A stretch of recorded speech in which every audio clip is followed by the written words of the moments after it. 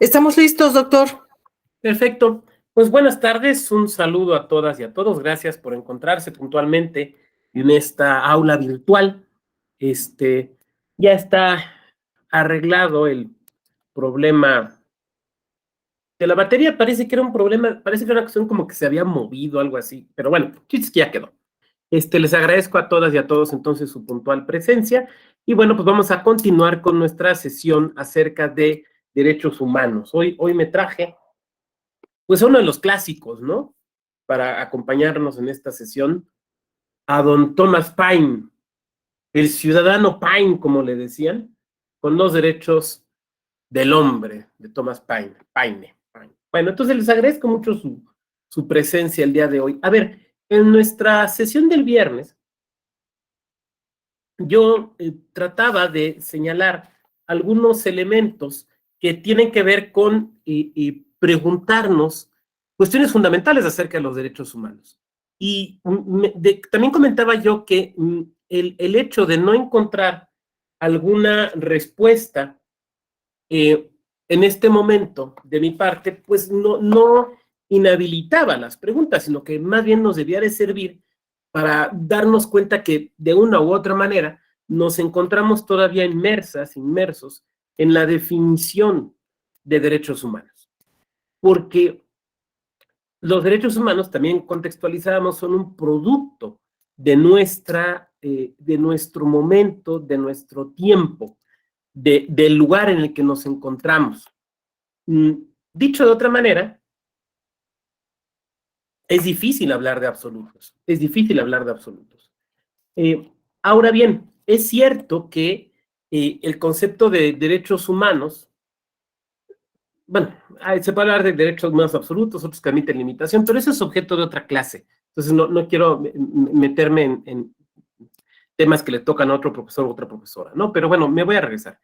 Es cierto que, decíamos, un antecedente fundamental de los derechos humanos son el Petition of Rights y el Bill of Rights del siglo XVII en Inglaterra, en el Reino Unido, para ser más exactos. Sin embargo, estos documentos no llegan a ser propiamente derechos humanos, porque de alguna u otra forma de lo que se habla es de los derechos históricos de los británicos, bajo esta idea del common law, del derecho que se ha ido construyendo a partir de la costumbre.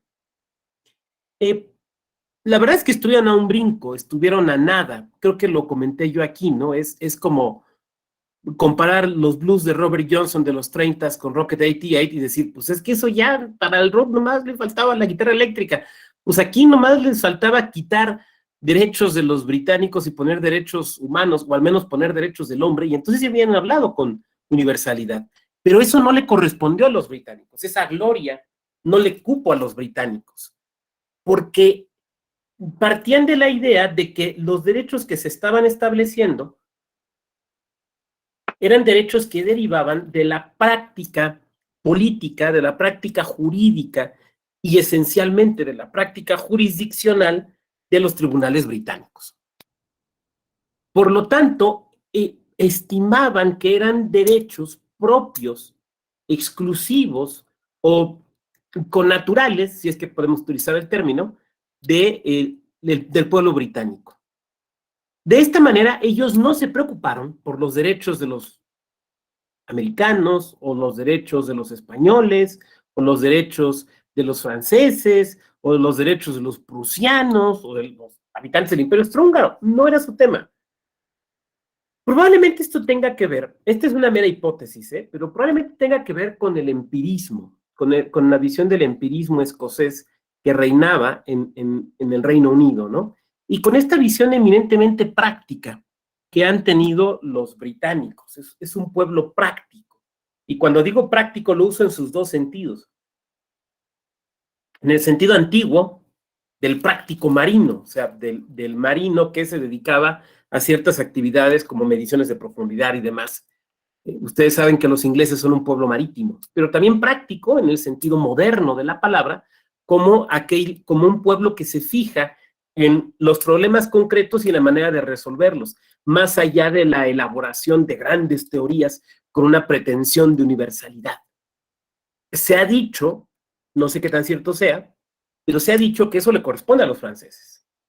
Tal vez es una visión muy eurocentrista, ¿no? Pero se dice que los franceses son los que piensan bajo una idea de universalidad y crean las grandes teorías y las grandes doctrinas y que no son... Ay, me están avisando que acaba de salir un libro mío. Ay, miren, déjenme les comparto la noticia. Qué buena noticia. Ya salió el libro de las elecciones del proceso electoral 2020-2021 para preguntarle a qué edición quiere que se los mandemos. Ay, qué bueno. Es un libro de la Comisión Estatal Electoral de Nuevo León, donde me publican un trabajo sobre prueba ilícita. Bueno, siempre es noticia, una noticia padre. Bueno, pero regresemos, que hoy el tema no es prueba ilícita, aunque prueba ilícita se relaciona con derechos humanos.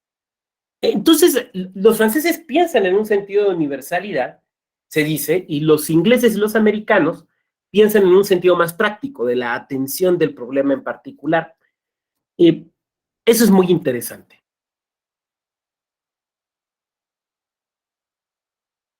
Pero es un británico, es un súbdito del Reino Unido, quien empieza a hablar desde una perspectiva teórica de derechos humanos. Me refiero desde luego a don John Locke. John Locke.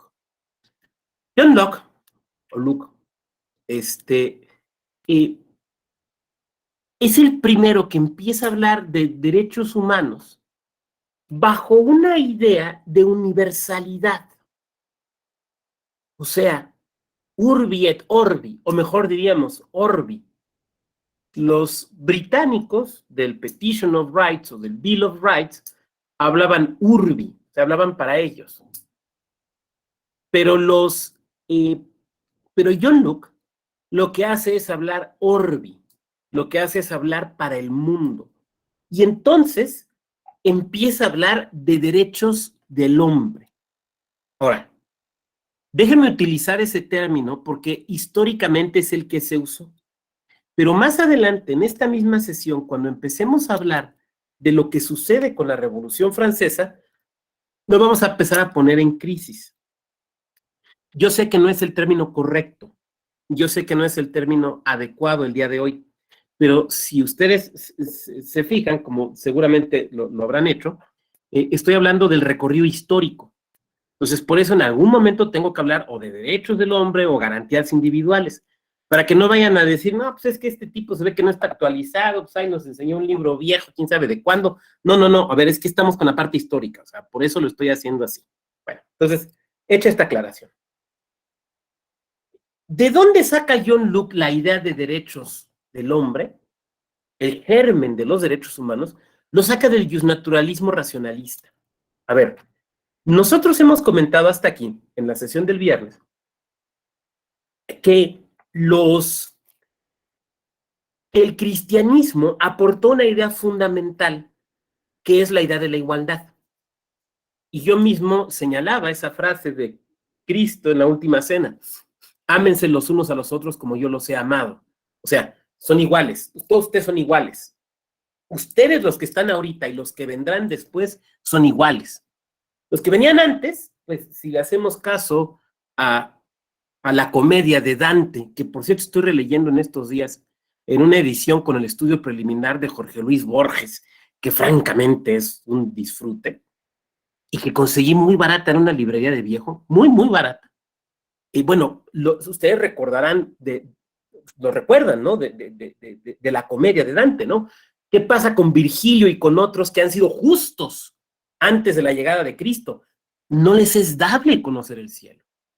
Están en un círculo del infierno donde pues les va bien, los tratan bien, digamos, pero viven con la eterna aprehensión de que no van a poder, exacto, el primer círculo nos recuerda aquí Martín, muchas gracias, de que no van a poder ver la gloria del Señor. La otra vez le expliqué, fui a un convento con mi hijo de visita, un convento que es museo, ¿no? Entonces, había un cuadro de Santa Teresa de Jesús, entonces empecé a platicarle de Santa Teresa de Jesús, y ustedes recordarán que Santa Teresa experimenta el éxtasis divino. No nada más Santa Teresa, sino San Juan de la Cruz también, y escriben acerca del éxtasis divino.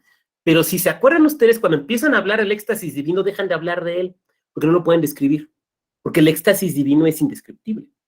Y yo le leí ayer una leyenda de la Ciudad de México, la leyenda del Señor del Rebozo.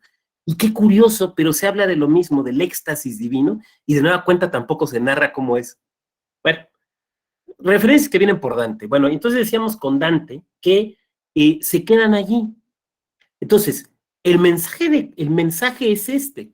Los que estaban antes, no. Pero los que están a partir de ustedes, los discípulos, y los que vienen después, y diríamos hoy también, las que vienen después, les voy a querer igual como hijos, como hermanas o hermanos míos. Por lo tanto, si yo no distingo, ustedes no pueden distinguir. Que es un mensaje potentísimo, potentísimo, porque es un mensaje que no encontramos en otras religiones. Alguien de aquí me podría levantar la mano y decir, oiga, doctor, pero por ejemplo, yo soy budista. Oiga, doctor, pero yo soy una persona atea. Desde luego, absolutamente respetable, pero no estamos hablando de nuestras convicciones personales, estamos hablando de la construcción del concepto, ¿no? Y en la construcción del concepto, pues los elementos cristianos me parece son sumamente claros. Pero se empieza a dar una especie de independización, si me permiten llamarlo así, porque lo que sucede es que John Locke encuentra la base de los derechos o describe la base de lo que ahora conocemos como derechos humanos en el justnaturalismo racionalista, ya no en el iluminista. O sea, ya no es San Agustín, ya no es Orígenes. Ahorita que estábamos citando a Santa Teresa de Jesús, que es una doctora de la iglesia. Entonces ya no se basa en Orígenes, en San Agustín, en Santo Tomás, en los doctores de la iglesia. No, ya no es verdad revelada, sino que la igualdad es una verdad descubierta por la razón. Somos seres humanos y el ser seres humanos nos iguala, porque en potencia somos lo mismo. Una idea griega, ¿no? En potencia somos lo mismo. Y por tanto, hay una base común y hay una serie de elementos mínimos comunes que se deben de respetar en todos los seres humanos, con independencia del lugar en el que hayan nacido. Porque esto no depende de las leyes humanas, siempre imperfectas, sino depende de la esencia del ser humano. Hoy diríamos de la dignidad del ser humano. Hay un cambio en el discurso que es fundamental y que es muy importante. Porque John Locke, no le habla a los británicos, le habla al mundo. Si en el Petition of Rights y en el Bill of Rights lo que hay es un decir, son nuestras tradiciones, o sea, es la esencia del pueblo británico. Es como después se enseñaba el amparo en México, ¿no? Por muchos años, no, es que el amparo viene de las luchas históricas de los mexicanos, ¿no? Y por eso cuando don Niceto Alcalá y don Héctor Fix querían ponerse a estudiar el amparo siguiendo las reglas del procesalismo científico, italiano, alemán, español, pues los veían mal. ¿Cómo es posible que van a usar categorías extranjeras para analizar fenómenos jurídicos que están enraizados en la esencia mexicana? Pues una cosa muy similar, El chauvinismo intelectual siempre existe. Bueno, entonces, John Locke se sale de ese chauvinismo intelectual y él dice, no, a ver, es que aquí hay un error. Bueno, no lo dice así, pero yo estoy resumiendo, ¿no? Es que aquí hay un error. Ustedes están diciendo que estos derechos los tenemos solamente por ser británicos, pero la realidad es que no. Los tenemos por ser personas, los tenemos por ser seres humanos.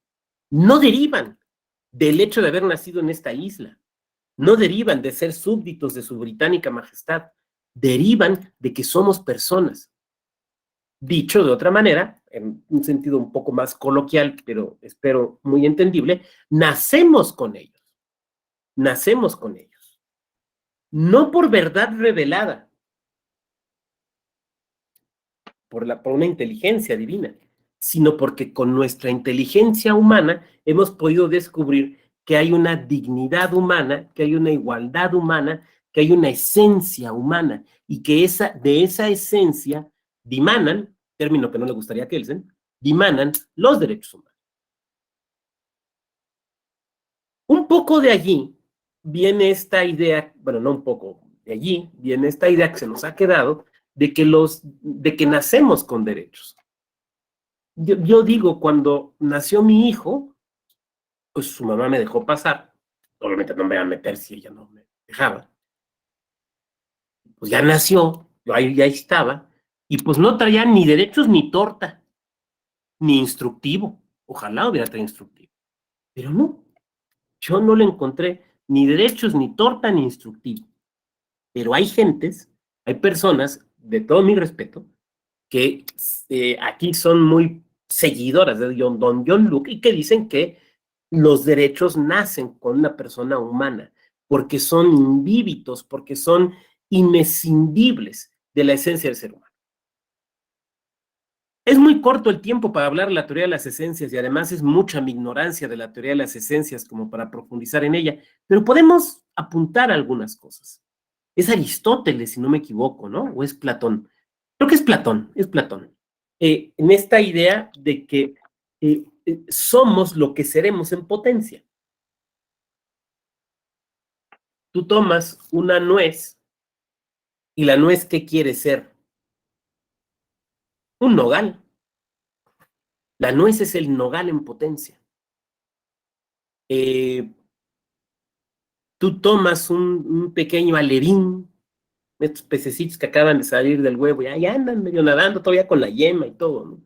Tomas un alevín y ¿qué quiere ser? Una caballa, un pez espada, en potencia, porque ya lo tiene en potencia, ya es en potencia. Algunos objetos ya son lo que son.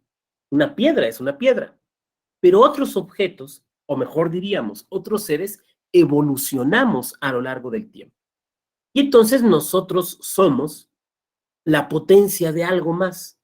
Cuando somos niños, cuando somos niñas, cuando somos fetos dentro del vientre de nuestra madre, somos personas en potencia, tendemos a llegar a ser. Y una vez que nacemos, buscamos desarrollarnos, explorar nuestras potencialidades, llegar a ser algo, pero no me refiero a algo en el sentido de que, para que hablen de ti, no. O sea, la potencialidad de llegar a ser algo que nosotros queremos ser. Pondré algunos ejemplos. Hay un cantante, bueno, ya falleció, de la generación seguramente de sus padres, sus abuelos, que si ustedes les preguntan lo van a ubicar, que se llamaba Gualberto Castro. Gualberto Castro, conocido como el Wallace, fue un cantante que murió ya casi de 80 años. Y siendo un señor de casi 80 años, todos los días tomaba clases de canto. Todos los días tomaba clases de canto. Y uno podría decir, oiga, pero usted ya no va a ser, usted ya fue. Ya ganó concursos internacionales, ya grabó discos, ya vendió, hasta grabó pasitos sinaloenses, usted ya hizo de todo. Ya como para qué, señor, pues ya quédese en su casa con sus nietos, váyase a un crucero. No, porque yo cada día quiero ser un mejor cantante. Oiga, pero le quedan 5, 4, 3, 2, no importa lo que me quede. O sea, en potencia puedo ser todavía mejor de lo que soy. ¿Me fijan? O dicho poéticamente, es lo que dice Borges, ¿no? Cuando escribe esa frase que es digna de él, ¿no? Donde otros han dicho rutina, yo he dicho asombro. Donde otros han dicho rutina, yo he dicho asombro. Todavía no soy el que puedo ser. Todavía no soy la que puedo ser. Porque diario estoy en ese camino. Y esa potencialidad, ahí está, ahí está. Ahora, ¿hasta dónde vamos a llegar? Depende de muchas cosas. Ustedes lo saben, no depende simplemente de échale ganas. No, pues no, es que el échale ganas, pues también depende de dónde arrancas, ¿no? O sea, sí, pues no es lo mismo decir échale ganas si vives en Polanco, con todo respeto si alguien de aquí vive en Polanco, a échale ganas y vives en la Sierra de Puebla, ¿no? O sea, uno también es producto de su contexto, de la historia de las personas que están detrás de nosotros, del capital cultural que se tiene, de todo eso, de todo eso. Entonces, bueno, pero ahí está esa potencialidad. Entonces, esa potencialidad de ser persona es la que justifica la existencia de unos derechos mínimos. Ahora, don John Luke pensaba en, en un catálogo mucho más pequeño, o mejor diría yo, más concentrado del que hoy pensamos nosotros. Entonces, John Luke hablaba del derecho a la vida, hablaba de la libertad, hablaba de que nadie podía causarle daño a otra persona. Eran de los tres derechos que don John Luke hablaba. Entonces, inmediatamente uno podría pensar, oiga, ¿y dónde está el derecho a la igualdad material? Y el derecho al acceso de Internet. No, que muy chile es ese don John Luke y no previó la existencia del Internet. No, perdón, pero es que, a ver, es que se nos olvida, pero los derechos están históricamente definidos. Históricamente definidos. Y estamos hablando del que inventó la cosa, pues. Vamos a hacer un símil, el fútbol. ¿Quién lo inventó? Pues los ingleses. ¿Quiénes lo perfeccionaron? En Brasil. O sea, quien inventa la cosa no necesariamente da la mejor versión de, estamos de acuerdo, ¿no? Ahí estamos viendo cómo John Luke lo inventa. Entonces John Luke dice, bueno, ¿cuáles son esos derechos elementales o mínimos? Pues la libertad, pues la vida, pues el hecho de que nadie puede dañar a otra persona. Insisto, hoy nos pueden parecer una lista muy cortita, pero la verdad es que si nos podemos a meditar en ella, pues encontraremos que es que no está corta, es que está concentrada. Es como cuando estás echando tequila y pides tu caballito de limón, ¿no? O sea, ahí te traen tu caballito y me das un trago y, ay, ojón, sí está bien concentrado. Bueno, pues este es igual. Por ejemplo, cuando John Luke habla del derecho a la vida, pues nosotros podemos encuadrar allí, el día de hoy, posiblemente el derecho a una vivienda digna, posiblemente el derecho a la alimentación, posiblemente el derecho a la educación. Cuando John Luke habla del derecho a la libertad, posiblemente podemos encuadrar ahí el derecho a la libertad de creencias, posiblemente podemos encontrar ahí los derechos político-electorales, posiblemente podemos encontrar ahí, muchas gracias, Iván, podemos irlos encontrando allí. Entonces, a mí me parece que desde luego John Luke no pudo visualizar todo lo que había o lo que vendría después, pero sí pudo ofrecernos un catálogo muy esencial, muy pequeño, pero muy esencial que aún el día de hoy tiene valía, al menos para entender algo que es muy importante hoy, que es la interdependencia de los derechos. La interdependencia de los derechos. Mm. Las ideas de Luke, eh, vamos, sí fue leído desde luego en el Reino Unido, pero los ingleses como que no les impactó mucho, porque lo que dijeron es, pues sí, pero pues esos derechos ya los tenemos nosotros los británicos. ¿Yo por qué me voy a andar preocupando de los rusos, o de los eslovenos, o de los griegos? ¿Por qué me voy a andar preocupando de ellos? Yo me preocupo de nosotros. Qué bueno está su libro, don señor Luke, pero no nos aporta nada. Pero donde tuvo mucho impacto fue en Francia y en Estados Unidos. Fueron dos países donde el libro de John Luke fue leído con particular atención. Ayer fui a ver una película que les recomiendo mucho y que viene a cuento justamente por lo que estoy platicando aquí. Se llama Delicioso. ¿Delicioso? Sí, se llama Delicioso. Veo que el compañero Juan Pablo asiente. ¿Ya la viste, Juan Pablo? Espléndida película, ¿no? Sí, Sale uno con hambre, mano. sí, Digamos que, a ver, es una historia que hemos visto muchas veces. Es el mito del héroe, ¿no? Ustedes conocen el mito del héroe, ¿no?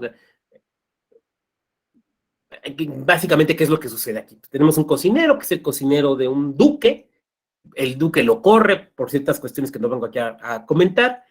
Se va y monta una posada y empieza a cocinar alimentos que él siempre quiso cocinar, sirviéndose de la cocina, de los productos frescos que había a su alrededor.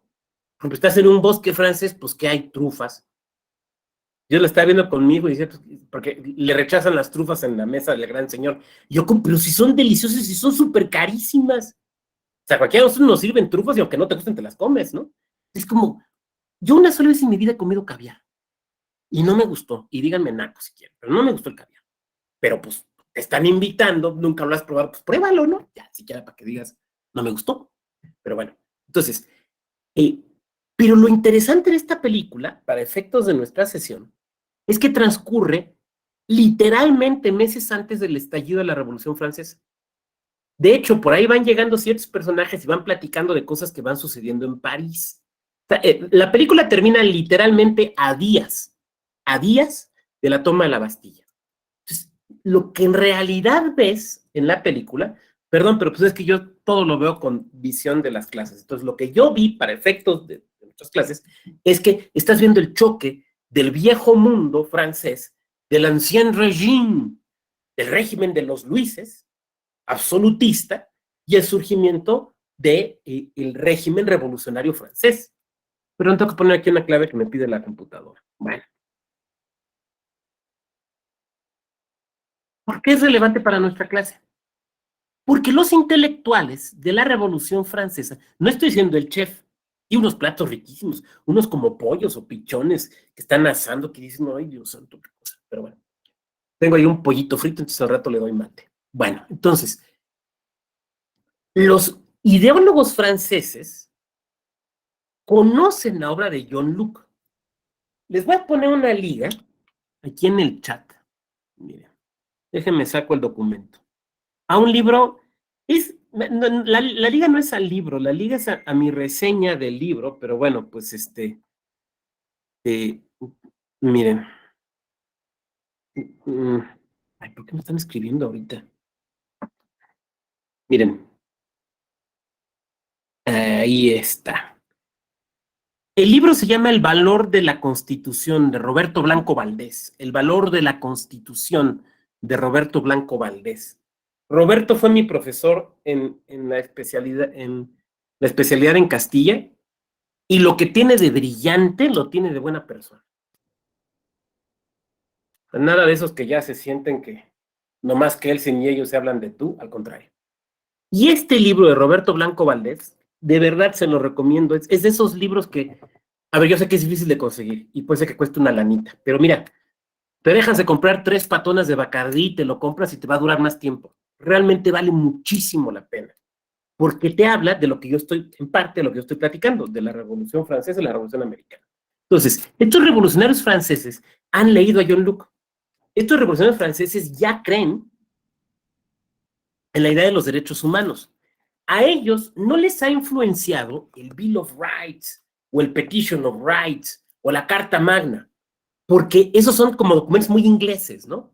Lo que les ha influenciado es John Locke, porque John Locke habla Orbi, habla a todo el mundo, habla de los derechos de los hombres.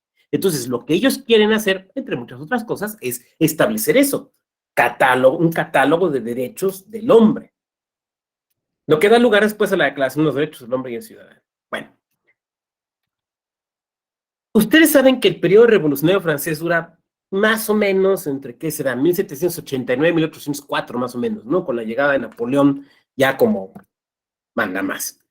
Y en la Revolución Francesa pues hay distintas etapas, ¿no? Empieza, digamos, de una forma moderada, luego pues ya sabemos que llega el Comité de Salud Pública con el abogado Robespierre y terminó hasta perdiendo la cabeza y pasó por varias etapas. Pero me quiero centrar en el tema de la Declaración de los Derechos del Hombre y del Ciudadano. La Asamblea Francesa decide que tiene que haber una declaración de derechos del hombre y del ciudadano, que tiene que haber certeza, fíjense, un valor que a nosotros en la materia electoral tanto nos ocupa y nos preocupa, ¿no? Que tiene que haber certeza en cuanto al conocimiento de los derechos, que tenemos que saber cuáles son nuestros derechos, pero que también la autoridad tiene que saberlo pues, para que lo respete, ¿no? A nosotros para que se nos cumplan, o sea, como ciudadanas, como ciudadanos, y también la autoridad para saber que tiene que cumplir. Y entonces declaran los derechos del hombre y el ciudadano. Y lo hacen siguiendo el modelo de John Locke, no el modelo del Bill of the Petition of Rights, porque no dicen son los derechos de los ciudadanos franceses o son los derechos del pueblo francés, sino dicen son los derechos del hombre y del ciudadano. O sea, una declaración de universalidad. La diferencia, que es muy importante observar, con el documento de John Locke, es que lo que John Locke escribe es un libro, que es muy influyente, pero es un libro. Lo que hacen los revolucionarios franceses es hacer una ley. Es hacer una ley. O sea, es una declaración que ya no está en el campo de la doctrina o de la teoría, sino que está plenamente en el campo del derecho positivo. Y encontramos entonces positivizados los derechos humanos por primera vez. Ahora, eso empieza a presentar varios problemas. Déjenme ver si encuentro aquí rápido. Es que tengo una novela de Alejo Carpentier que viene una frase que les quiero leer. Creo que la tengo aquí a la mano. Espérame tantito. Déjenme ver si la tengo.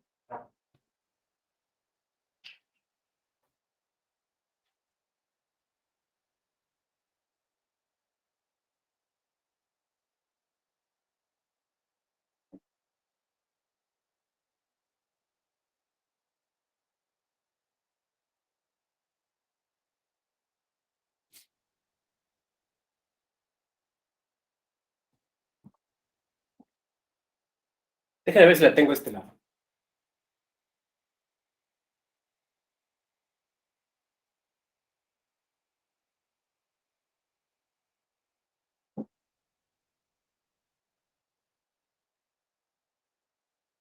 Sí la encontré. A los revolucionarios franceses se les empiezan a presentar varios problemas. O sea, porque suena, a ver, John Locke puede escribir su libro y pues ahí está. Pero cuando haces una ley, la ley es exigible, ¿no? Se empieza a volver exigible. Y cuando pones los derechos en una ley, la ciudadanía, la gente, nos lo empezamos a creer. Entonces, por ejemplo, una de las primeras dudas es, ¿y esos derechos también van a operar respecto a las colonias francesas? ¿También van a operar respecto a los esclavos en Haití? De eso trata esta novela de Alejo Carpentier, cubano, que se llama El reino de este mundo. Miren, les quiero leer un pedacito.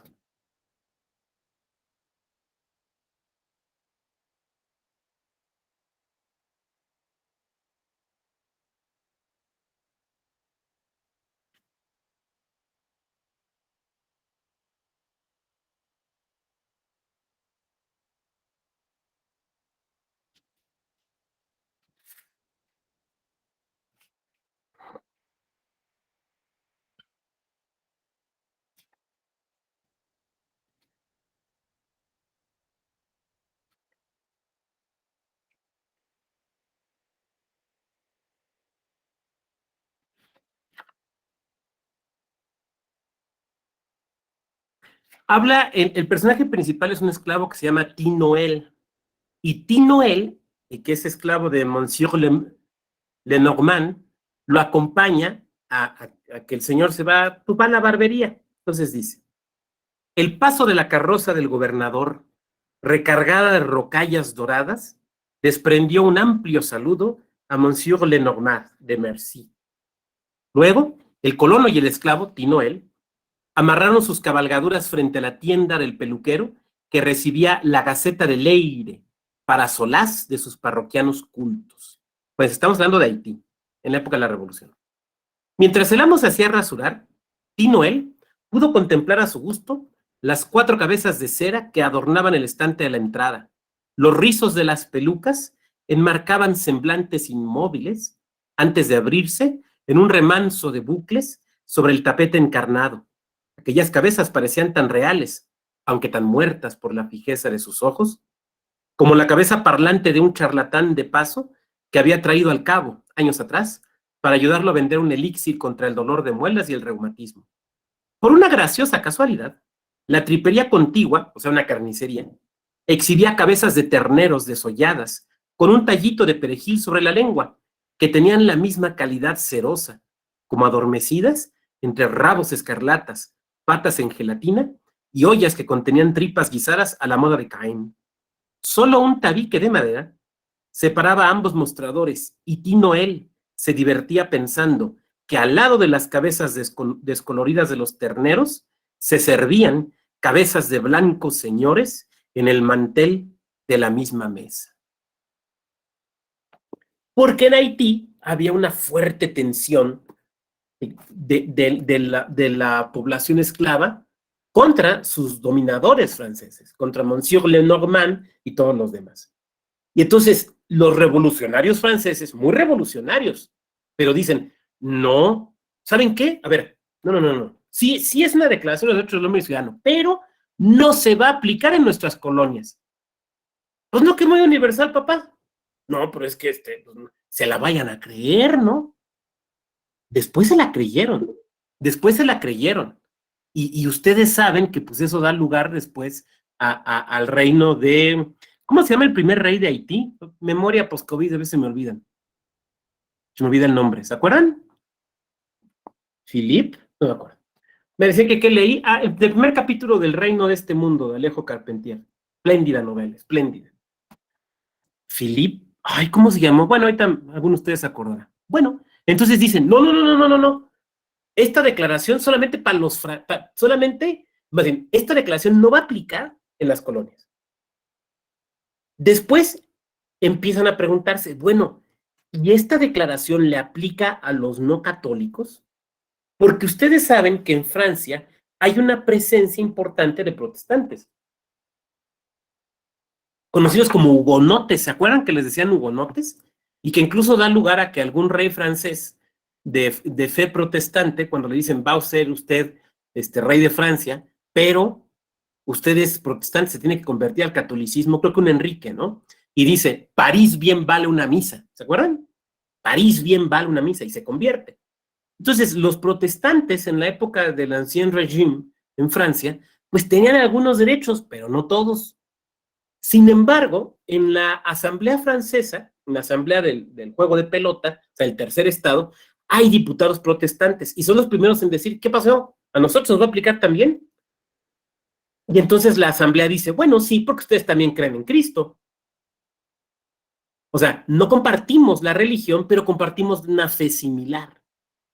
Entonces, la idea de la fe o de la religión única se empieza a resquebrajar, pero es el siguiente paso el que la pone en crisis, porque entonces también los judíos empiezan a decir lo mismo. A ver, ¿y esos derechos se nos van a aplicar también a nosotros? Porque resultaba que la regulación de lo que podían hacer o no las personas de fe judía dependía mucho de la ciudad en la que se encontraban. Entonces, había ciudades, sobre todo hacia el sur, donde incluso participaban en el gobierno de la comunidad, pero otras, sobre todo hacia el norte, donde pues se les toleraba algunas actividades, pero nada más. Y entonces la asamblea empieza a debatir el tema, porque dice, a ver, le reconocimos estos derechos también a los protestantes porque son cristianos, pero los judíos no son cristianos. Los judíos no son cristianos. Entonces, ¿les vamos a respetar estos derechos?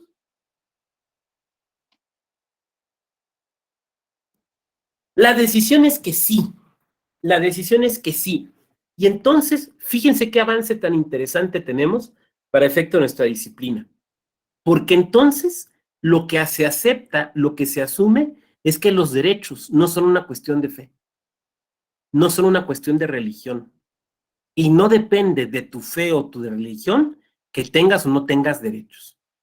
Hoy, eso nos puede parecer una verdad de perogrullo, una obviedad, pero es que no lo era, no lo era.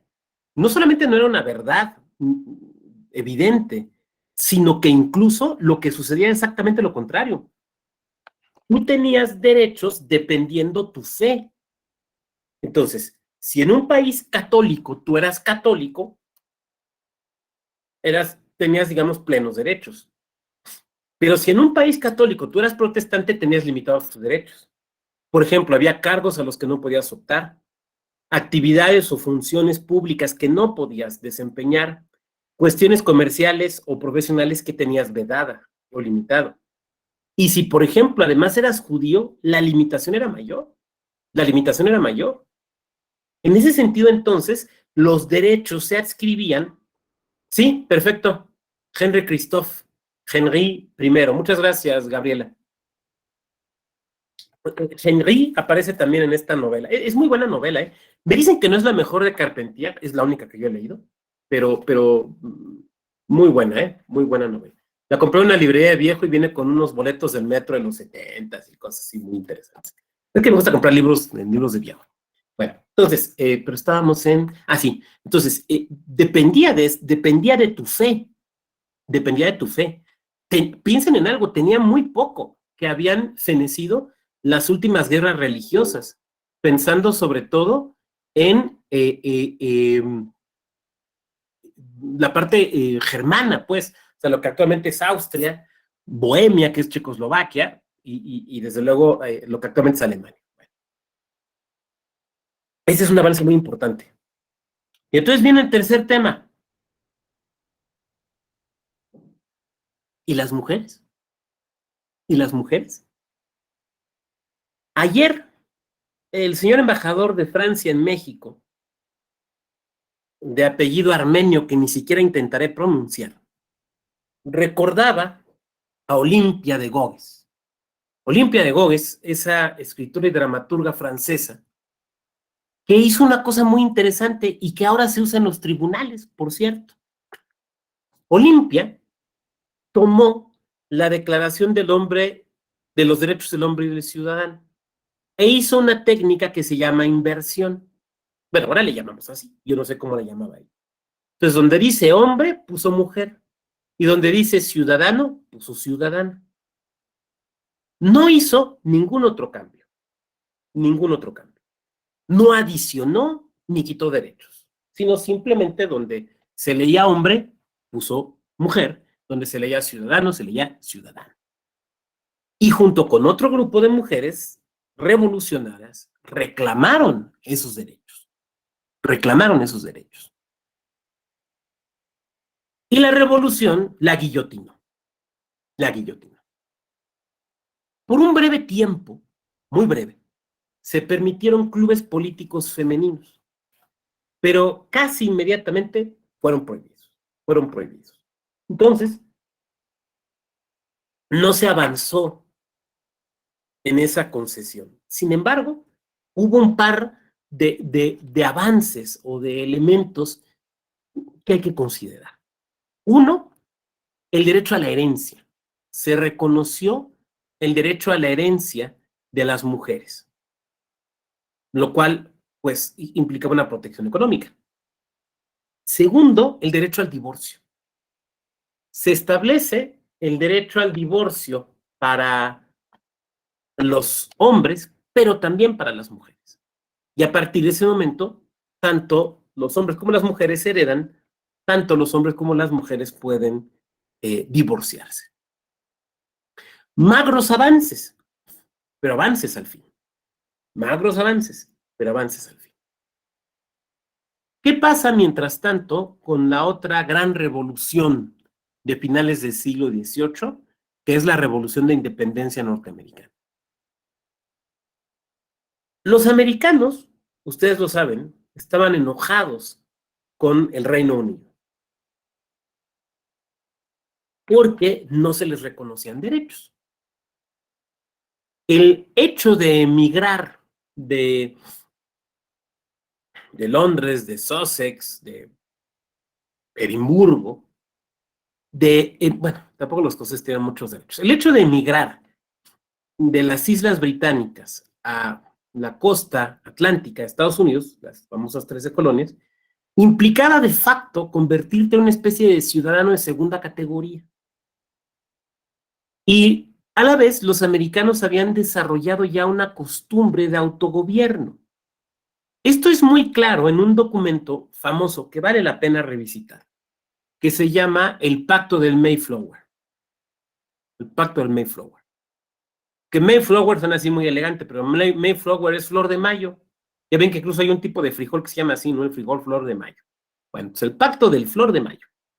El Mayflower es un barco con pilgrims que llega a la zona de la bahía del Hudson y ahí van a desembarcar para pues, formar una nueva colonia en lo que actualmente es Estados Unidos. Pero antes de bajar fíjense qué interesante, antes de bajar, deciden construir este pacto, que no son sino acuerdos muy básicos, reglas muy básicas de convivencia. Pero es un documento muy importante porque implica en potencia una asunción de soberanía. O sea, es cierto, los pilgrims, los colonos que pactan ese documento reconocen al monarca británico y al parlamento británico, y las leyes que el monarca y el parlamento les den, reconocen eso, o sea, no es una declaración de independencia, pero dicen también que ellos se van a dar las leyes necesarias para su buen gobierno y convivencia. Que ahí hay un potencial de una declaración de soberanía. Eso es muy importante observarlos desde una perspectiva de la teoría del Estado. Pero desde la perspectiva de los derechos humanos, también es muy importante observarlo porque lo que están hablando es de la buena convivencia entre ellos. Están hablando del orden social y de que las disposiciones no van a ser impuestas, van a ser pactadas. ¿Me digan? Que contra el rey no podemos nada, ni queremos nada. Contra el rey, contra el parlamento no podemos, y en este momento tampoco queremos nada. Pero además de las reglas que nos quieran dar, que les daban muy poquitas, las que nosotros nos vamos a dar no van a tener por objeto entornizar en el poder a una persona, no van a tener por objeto un gobierno despótico, no van a tener por objeto pisotear a los demás, van a tener por objeto nuestra óptima y adecuada convivencia social. No es, Cape Cod, muchas gracias, Gabriela, no es una declaración de derechos humanos, desde luego que no lo es, pero ya empieza a apuntar hacia allá. ¿Me van siguiendo? Esto tiene mucha lógica si pensamos que, o esto tiene lógica si pensamos que muchos de quienes emigraban del Reino Unido a las 13 colonias, pues eran personas perseguidas por su fe y que vivían en comunidades religiosas muy pequeñas, similares a lo que ahora nosotros hemos visto, por ejemplo, con los menonitas, por poner un ejemplo, ¿no? A veces nos antoja un queso menonita, que son quesos muy sabrosos. Hace muchos años conocí un lugar donde los hacían, pero muchos. No sé si la mecánica sigue siendo la misma. Bueno, regresemos. Entonces, se enfrentan, ustedes lo saben, ya en el siglo XVIII a ese problema de el no taxation without representation. O sea, no me impongas impuestos si no tengo representación en el Parlamento. Porque ese es un viejo principio del derecho constitucional británico. Eso no lo inventan, eso lo traen. Porque eso se encuentra ya plasmado en la Carta Magna de 1215, cuando se establece en tal documento que los impuestos solo podrán ser fijados por el monarca con el concierto y acuerdo de aquellos destinados a pagarlos.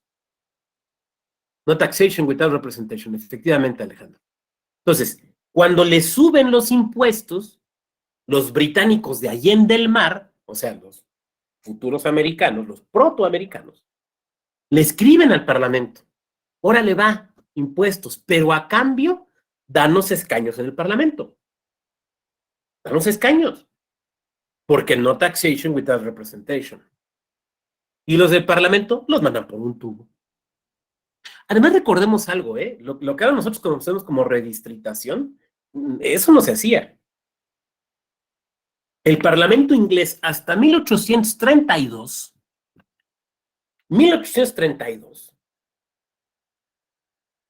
se elige siguiendo, digamos, los distritos, por llamarlo de alguna manera, que se habían fijado en la época medieval. En la época medieval. Aquí tenemos redistritaciones cada 10 años y protestamos. Allá se aventaron como 300 años con la misma distritación pero bueno, eran otras épocas.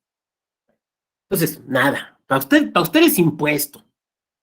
Nada, no se les va a conceder nada más. Bueno.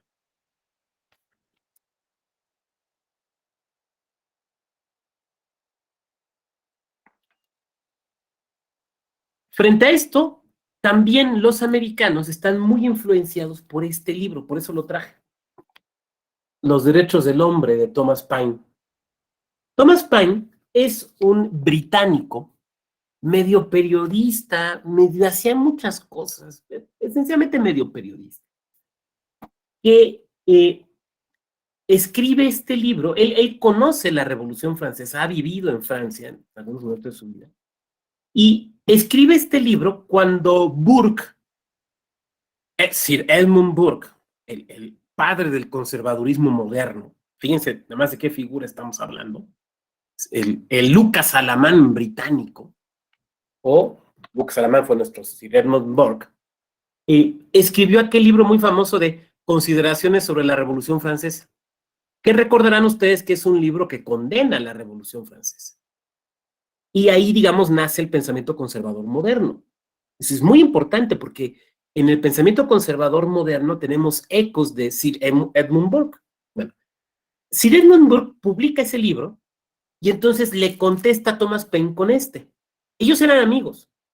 Sale el libro de Burke y Thomas Paine dice, pues a este ya se le botaron las cabras, y publica este libro defendiendo la Revolución Francesa y defendiendo el inicio de los movimientos franceses y defendiendo pues la idea de los derechos humanos por encima de esta idea de los derechos británicos. Claro, los conservadores ingleses tenían mucha razón en estar preocupados, porque la Revolución Francesa apuntaba a una república, apuntaba a una inversión del orden social. Era una auténtica revolución. Ahora, ellos decían, nosotros ya tuvimos revolución, la Glorious Revolution, Oliverio Cromwell y todos ellos, ¿no? ¿Se acuerdan de esa anécdota de Cromwell y el pintor que le hizo su retrato, no? Cromwell, revolucionario francés, inglés del siglo XVII, pues no era un hombre agraciado y tenía varias verrugas en la cara. Entonces, cuando era Lord Protector, en ese periodo en el que Inglaterra fue una república, le están haciendo su cuadro, hagan de cuenta su fotografía oficial, ¿no? Su cuadro oficial. Entonces el pintor, pues, lo está tratando de poner menos feo, no digamos guapo, porque pues no había ángulo, pero menos feo. Entonces le empieza a quitar verrugas. Entonces Cromwell ve el cuadro y le dice, no, pínteme como soy, con todas mis verrugas, porque yo quiero que me teman. O sea, no es para que digan, pero qué galán es el señor Lord Protector, ¿quién tuviera la suerte de ser Sir Lady Protectora? No, que me teman, que me teman. Feo con verrugas y arrugado, sí, sí, para que me teman. Bueno, entonces decían los británicos, nosotros ya tuvimos revolución, nosotros ya no queremos otra revolución. Entonces el libro de Thomas Paine de los derechos del hombre, como que en Inglaterra tampoco pega mucho, le pasó un poco lo que a John Locke, como que, o sea, sí lo leen, sí se hace un debate ahí en los medios, entonces no había Twitter, pero ya había gacetas y periódicos, entonces se arma ahí un debate muy interesante, pero donde es leído con muchísima atención Thomas Paine es en Estados Unidos, porque además Thomas Paine vive en varios momentos en Estados Unidos y él apoya la independencia americana. De hecho, él es cuate de Lafayette, es amigo de Lafayette. Ustedes recuerdan que el general Lafayette es aquel militar que manda al gobierno de Francia a apoyar a los revolucionarios americanos y que después es también un revolucionario en Francia. Miren, Estados Unidos solamente ha concedido la ciudadanía americana de manera honorífica a dos personas en su historia. Una, a Lafayette. Y dos, al señor que tengo aquí tatuado, que no sé si se alcanza a ver. No, no se ve. Que es Sir Winston Churchill. Solamente a dos personas se les ha concedido ese altísimo honor. Claro, en el caso de Churchill, lo sabemos, pues era medio americano, porque su madre, Jenny Jerome, era americana. Y más aún, y este es un dato que se ignora, ¿eh? Bueno, algunas personas conocen. La bisabuela de Churchill era indígena nativa americana. Por la sangre de Churchill no solamente estaba la sangre de Palacio de Blenheim y de su ancestro que venció a los alemanes, sino que también tenía sangre indígena americana. Lo que es muy interesante. Por eso, cuando se da el funeral de Churchill, y ustedes lo pueden ver allí en YouTube, cuando termina el servicio en Westminster y va saliendo el ataúd, lo van cargando, lo que se oye es el himno de batalla de la República. ¿Ustedes lo conocen?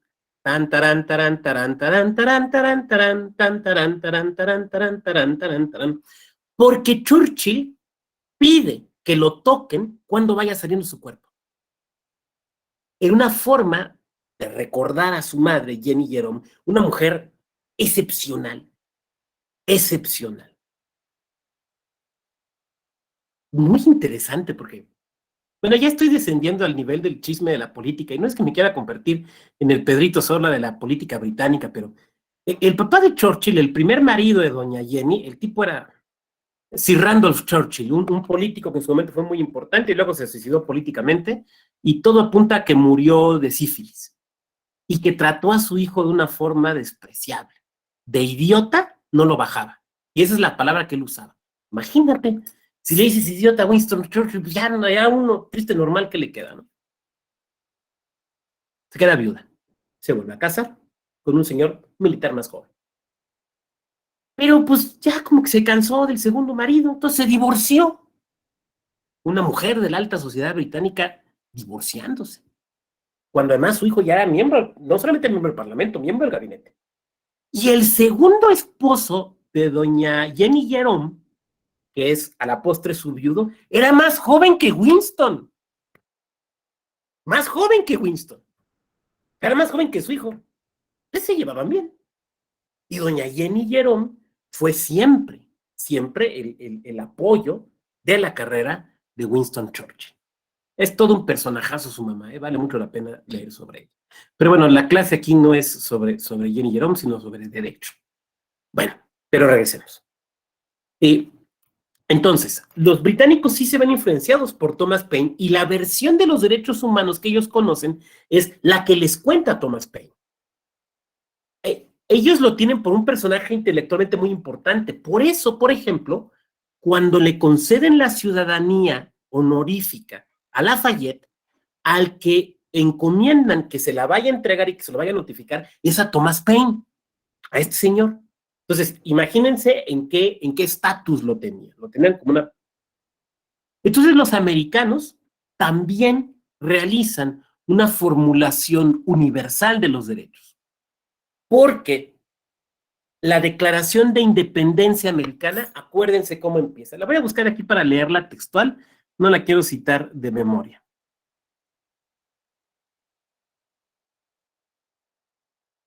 Miren. Aquella famosa de We the People, ¿no?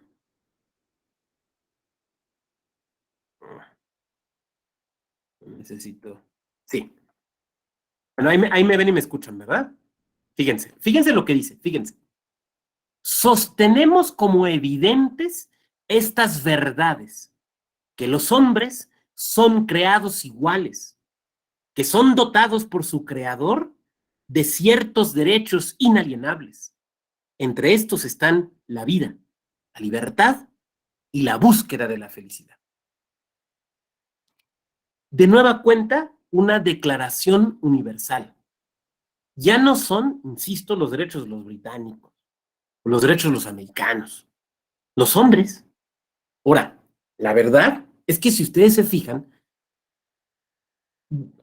hay cosas que no son tan ciertas. Por ejemplo, dice, sostenemos, voy a de nueva cuenta, dice, sostenemos como evidentes estas verdades. No, perdón, a ver. Ese gran filósofo mexicano, recientemente fallecido, que fue Juan Gabriel, tenía mucha razón cuando dijo, lo que se ve no se juzga, lo que se ve es lo evidente. Si tienes que enunciarlo, entonces no es evidente. Entonces, cuando la declaración dice, sostenemos como evidentes estas verdades, si realmente fueran verdades evidentes, ¿las tienes que sostener? ¿Las tienes que afirmar? ¿Las tienes que enunciar? No, no. Es como si yo dijera aquí frente a ustedes, sostengo como evidente esta verdad, que soy calvo. Y me dicen, pues doctor, así está usted, o sea, se ve. Entonces, lo evidente no se tiene que afirmar. Es como en materia judicial los hechos notorios, ¿no? Pues ahí están. A veces no tienen ni que invocar. Si lo invocaron, si hicieron evidente algo, es porque no era evidente. Y es que es cierto, no era evidente. No era evidente. O sea, los británicos no decían eso, los españoles pues andaban en otros temas. Los alemanes pues también en otros temas. Los franceses andaban revolucionándose. Entonces, no, no, no. Lo hicieron evidente, pero no lo era. Lo hicieron evidente, pero no lo era. Sin embargo, regresemos al texto. Que los hombres son creados iguales, dice. Que son dotados por su creador, que los hombres son creados iguales. Hay ecos, ¿no? Hay ecos de esa última cena en Jerusalén.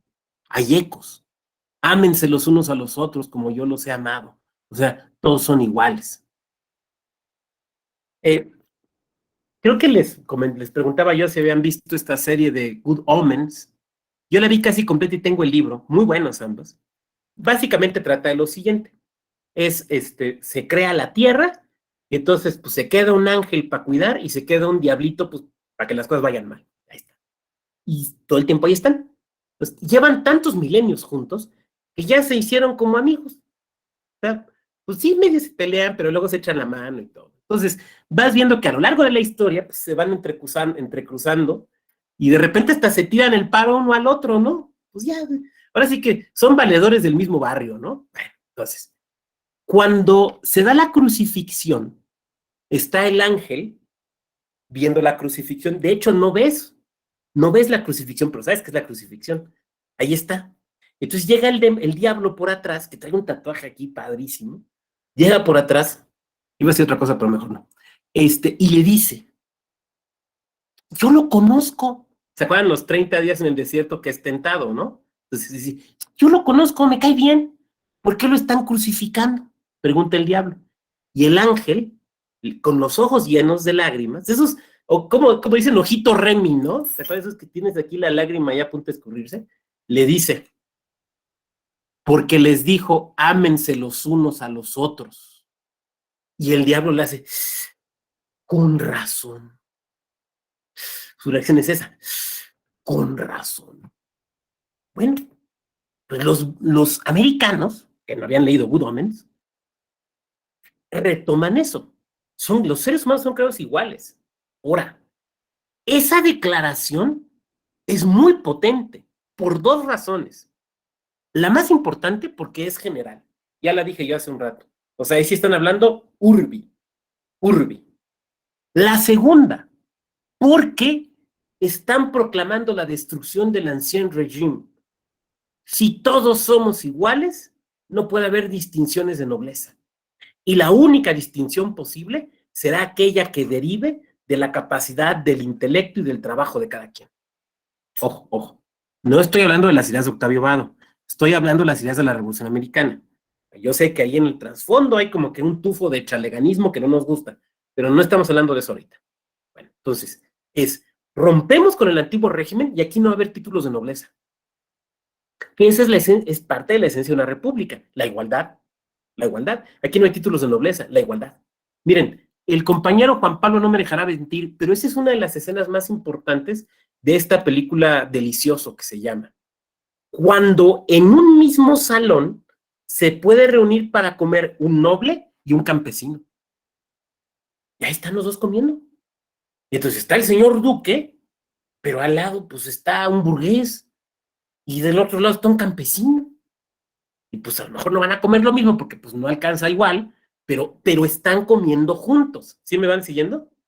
Miren, eso es algo que a mí me sorprendió mucho al conocer una ciudad muy turística del sur del país, no diré cuál porque no se trata de ventanear, pero que tiene como dos calles. Una calle para el turismo con billete, restaurantes elegantes, y otra calle pues para los que vamos a turistear casi de mochileros, ¿no? Y entonces, si tú eres de cierto tipo, si tú vistes de cierta manera, por ejemplo, no eres bien visto en una calle. A mí me pasaba que, por ejemplo, porque estoy hablando de mí, no estoy hablando de otra persona, me estoy poniendo un ejemplo. Bueno, ustedes ven que traigo hoy una guayabera, ¿no? Me gustan las guayaberas. Entonces, a veces iba yo vestido un poco más formal porque me tocaba ir a alguna cuestión así, digamos, muy oficial, ¿no? Entonces, ya sabes, pásele la comida, que no sé qué, o sea, te jalan, te quieren jalar, ¿no? En esa parte de la ciudad, la parte elegante. Pero a veces iba yo con camisa de manta, con guayabera de manta. Y el que ayer o antier me había invitado a su restaurante, hoy ni me volteaba a ver. O, como dicen en el libro de Rebelión en la Granja de Orwell, todos somos iguales, pero hay unos más iguales que otros, ¿no? Bueno, simple enunciación. Bueno, entonces, esta idea de romper con la idea de la nobleza, la idea de la nobleza. Entonces, aquí tu título no sirve de nada. Es que yo soy el conde de mis polainas, yo soy el duque de mis botas. No eres nada, o eres lo que tú vayas a hacer. Es el self-made, ¿no? Que tanto admiran los americanos. El hombre o la mujer que se hizo solo y que desde el parque, desde el trailer park se elevó hasta ser el potentado, la potentada de tal cosa, ¿no? O sea, el American Way of Life, el American Dream, ¿no? Otra cosa es pues, toda la crítica que le podemos hacer, pero no es el objeto de la sesión del día de hoy. Ahora bien, sigue diciendo esta declaración de independencia americana. Dice, son dotados por su creador de ciertos derechos inalienables y que entre esto están la vida, la libertad y la búsqueda de la felicidad. Entonces, ciertos derechos que ningún Estado puede ignorar, que ningún gobierno puede omitir, que ningún gobierno puede pretender suprimir, que ningún régimen, ninguna forma política puede evitar. ¿Y cuáles son esos derechos? La vida, la libertad y la búsqueda de la felicidad. Que nos recuerdan, en cierta manera, creo muy claramente, a John Locke. Ahora, es interesante el tema de la felicidad.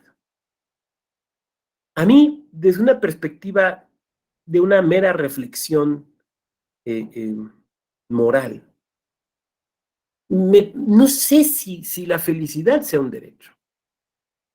Creo que tal vez la búsqueda de la felicidad, pero me parece que eso entroncaría con discutir cuál es el sentido de la vida. Hay una gran película acerca de eso que probablemente hayan visto ustedes que se llama así, El sentido de la vida, ¿no? The Meaning of Life, de Monty Python. Y es una gran película porque concluyen, o sea, nunca te dicen cuál es el sentido de la vida. Es como el libro de Hart, ¿no? El concepto del derecho. No, te da un concepto de derecho. ¿No? Es un fraude. No, no es un fraude, es un viaje. Es un viaje en el buen sentido. Igual la película de Monty Python. Y yo creo que no hay un sentido universal de la vida, sino que cada quien vamos encontrando ese sentido. Para algunos, el sentido de la vida es lograr la felicidad, o para algunas. Yo soy muy borgiano en ese sentido y pienso que tal vez lo más a lo que uno puede llegar es a la tranquilidad.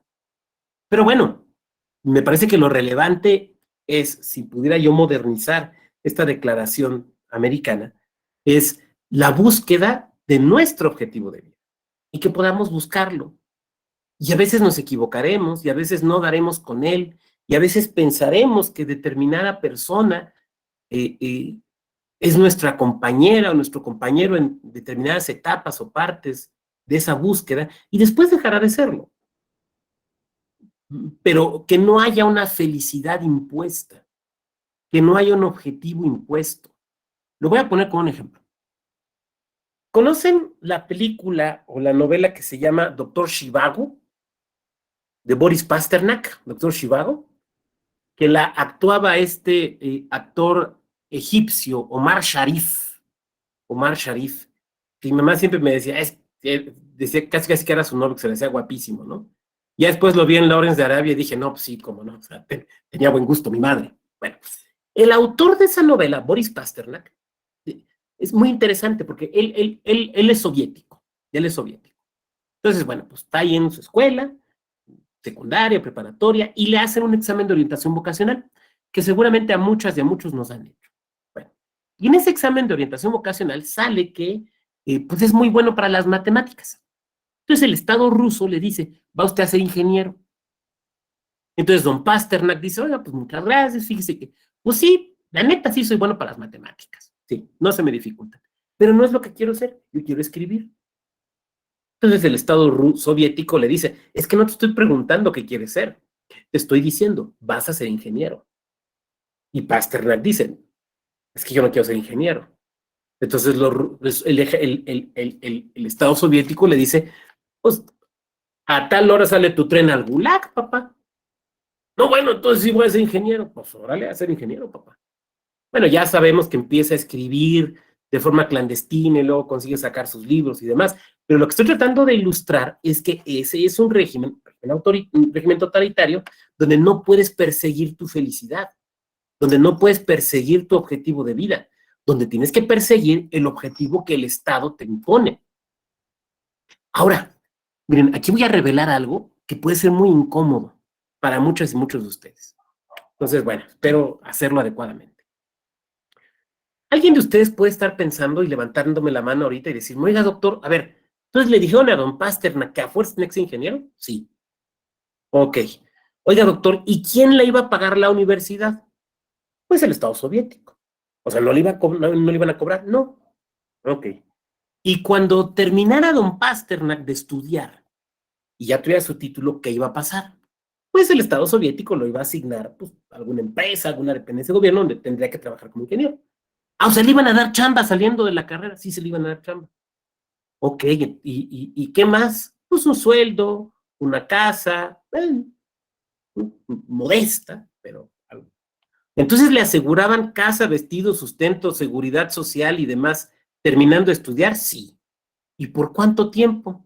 Pues hasta que se jubilara y después de jubilado, pues el Estado le iba a seguir dando una cantidad.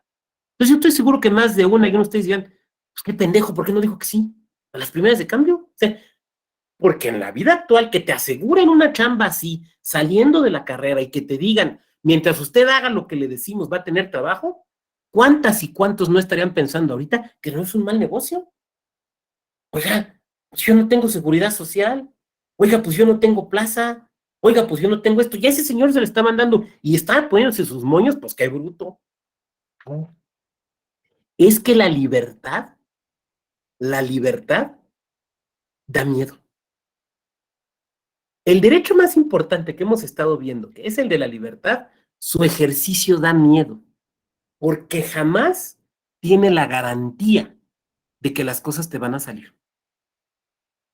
Dicho de otra manera, ser libre es atreverse a equivocarse y a que no haya a quien le eches la culpa. A muchas personas les da miedo y lo entiendo. A otras nos emociona y a lo mejor es más irracional.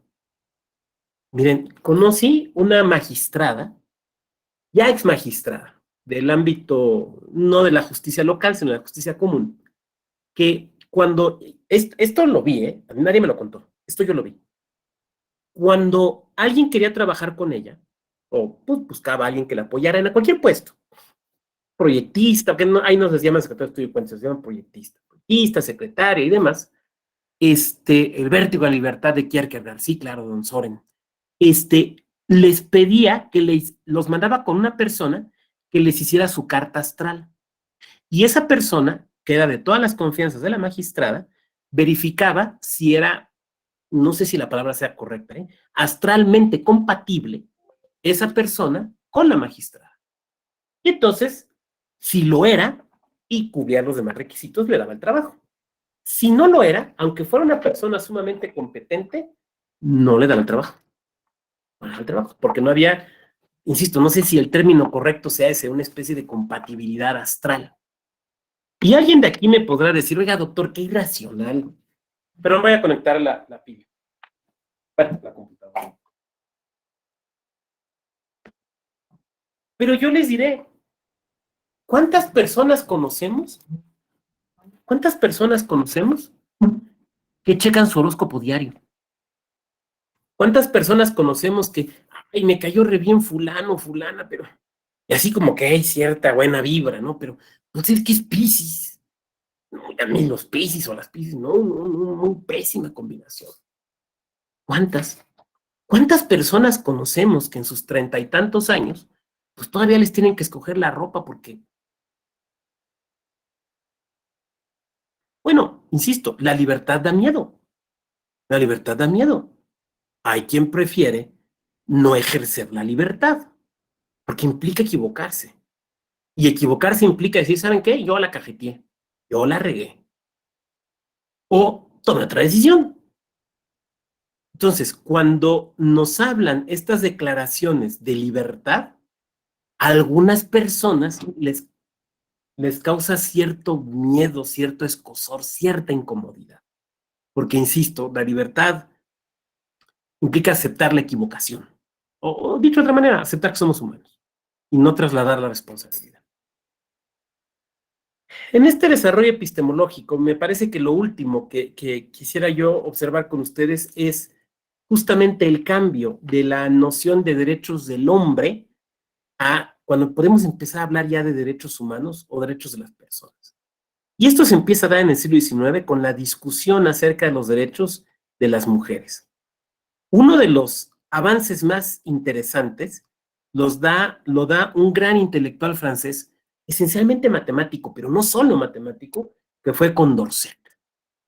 Condorcet, nombre de la ilustración, se pone a pensar en el tema de por qué las mujeres no tienen derechos, o por qué no se les conceden derechos, o por qué no se les reconocen derechos. Utilicemos el verbo que nos parezca adecuado. Entonces Condorcet publica un libro, un texto, un opúsculo en realidad, que causó mucho revuelo y fue muy incómodo. No le hicieron caso, pero fue muy incómodo. Porque Condorcet dijo, a ver, la mujer es un ser humano, está dotado, tiene la misma dignidad que el hombre. La misma dignidad que el hombre. Si tiene la misma dignidad y los mismos elementos que el hombre, si es ser humano como el hombre, entonces le tenemos que reconocer los mismos derechos, porque es un ser humano. Porque si no, no son derechos humanos. Son derechos del hombre, pero no del ser humano. O sea, si los derechos derivan del ser persona y la mujer es persona, entonces debe tener los mismos derechos. ¿Sí me van siguiendo?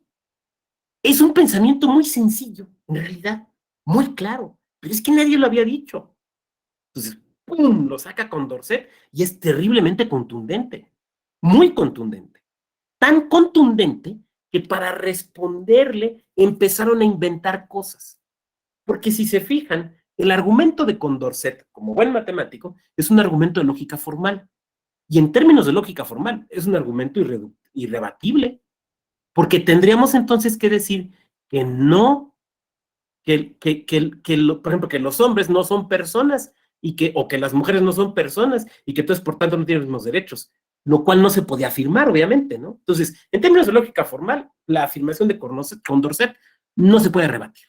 ¿Cómo lo van a rebatir? Se empiezan a inventar los argumentos pseudobiologicistas, muy propios del siglo XIX, pero es que la pseudobiología en el siglo XIX se les dio mucho. Ya ven la frenología y otro tipo de disciplinas mafufas que se inventaron en aquellas épocas, ¿no? Para empezar a tratar de justificar que es que la mujer tiene ciertas peculiaridades que no justifican la concesión. Pero la verdad es que desde que Condorcet dijo eso, la pelea estaba perdida. Lo que pasa es que las patadas de ahogado se llevan los 100 años. Eso por un lado. Y por otro lado, un caso interesantísimo en el Reino Unido. Interesantísimo. Los ingleses, basados en la idea de no taxation without representation, habían desarrollado la idea también de que no hay derechos sin impuestos.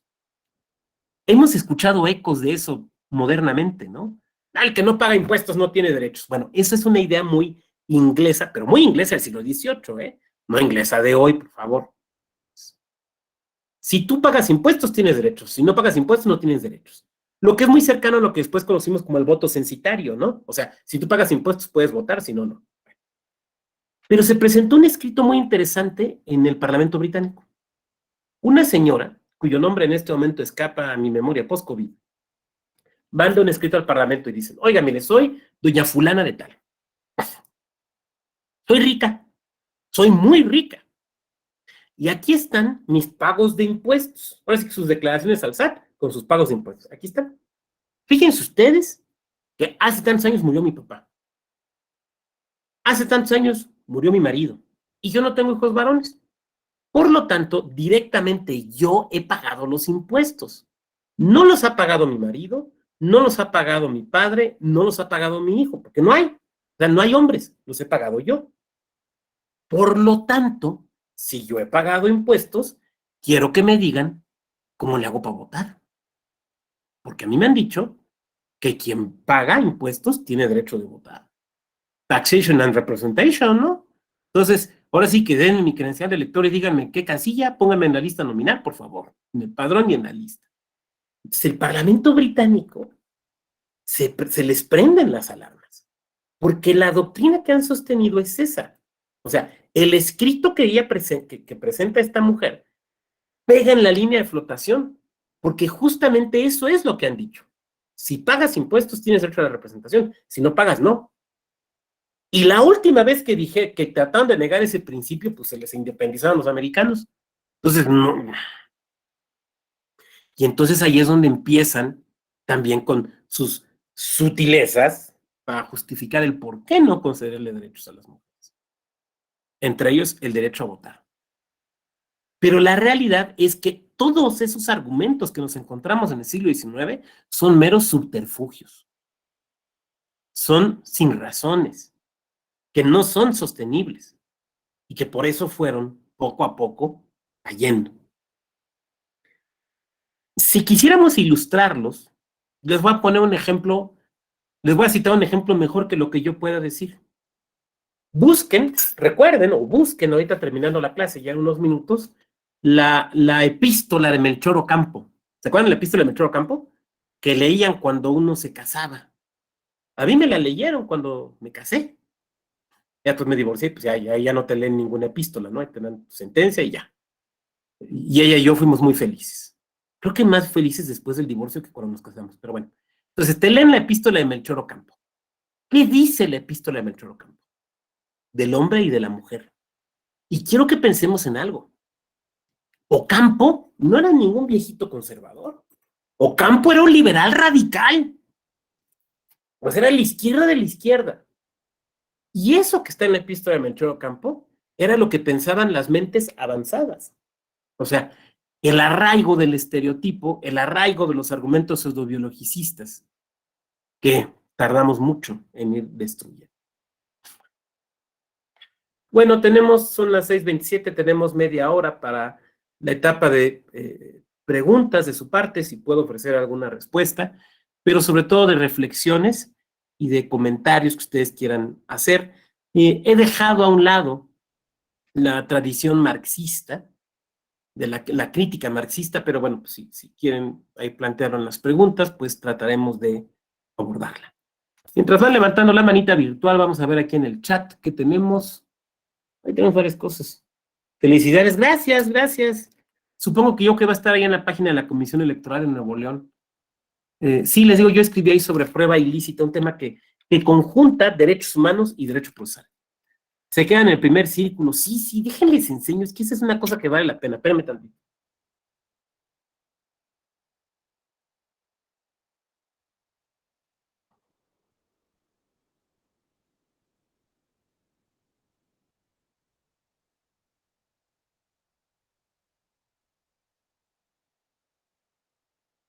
Una vez le decía yo a alguien que literalmente tenía libros debajo de la cama y que dormía con libros, y no me lo creía, pero sí, y no es es porque soy un ñoño.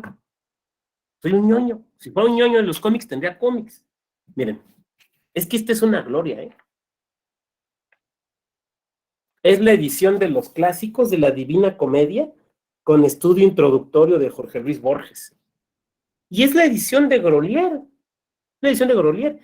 Estas ediciones se la encuentran casi en cualquier librería de viejo. Creo que no me costó ni 200 pesos.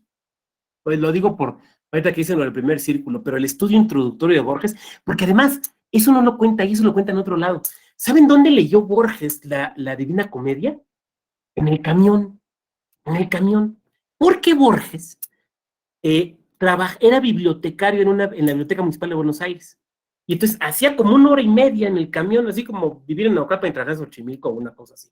Bueno, entonces, iba en el camión y contaba que compró la Divina Comedia en una edición de 2 tomos. Se la fue echando en el camión. Ahí leyó la Divina Comedia, Borges en el camión. Después dice, Not Taxation Without Representation, sí, El vértigo a libertad de Kierkegaard, sí, su don Soren Kierkegaard. Fue Dora Montefiore. ¿A qué te refieres, Gabriela? ¿Quién es Dora Montefiore? Es que estaba buscando el nombre de la señora que escribió al Parlamento inglés y encontré como figura feminista Dora Montefiore, que fue cuando enviudó y por lo que estaba leyendo no obtuvo la tutela de sus hijos, se empezó a interesar por los derechos de las mujeres y ella fue de las sufragistas en el Reino Unido. ¿Pero ella de qué época es? Porque las sufragistas creo que son ya más a finales del siglo XIX, ¿no? Ajá, sí, 1800 y pico. Creo que este caso es anterior, pero ¿Es no anterior? recuerdo. Okay. Sí, me parece que sí. Para buscar, es que es muy interesante. Y Churchill fue antisufragista, ¿eh? Hasta que después ya entendió. Pero en un principio fue antisufragista. Dicen, ahí sí yo no sé, pero algunos de sus biografías cuentan que la que de alguna manera presionó fue su esposa, Sara. ¿Sara se llama su esposa? Creo que sí, ¿no? Sara. No, Sara es su hija. Ay, ¿cómo se llama la esposa de Churchill? La mamá es Jenny, la hija es Sara, la esposa, bueno, que la esposa de Churchill, que lo conocía muy bien, fue la que lo fue empujando un poquito a que entendiera ese fenómeno que se le complicaba. Muy bien, pero ¿qué manitas tenemos levantadas? No hay ninguna y eso me preocupa. ¿Algún comentario, alguna reflexión?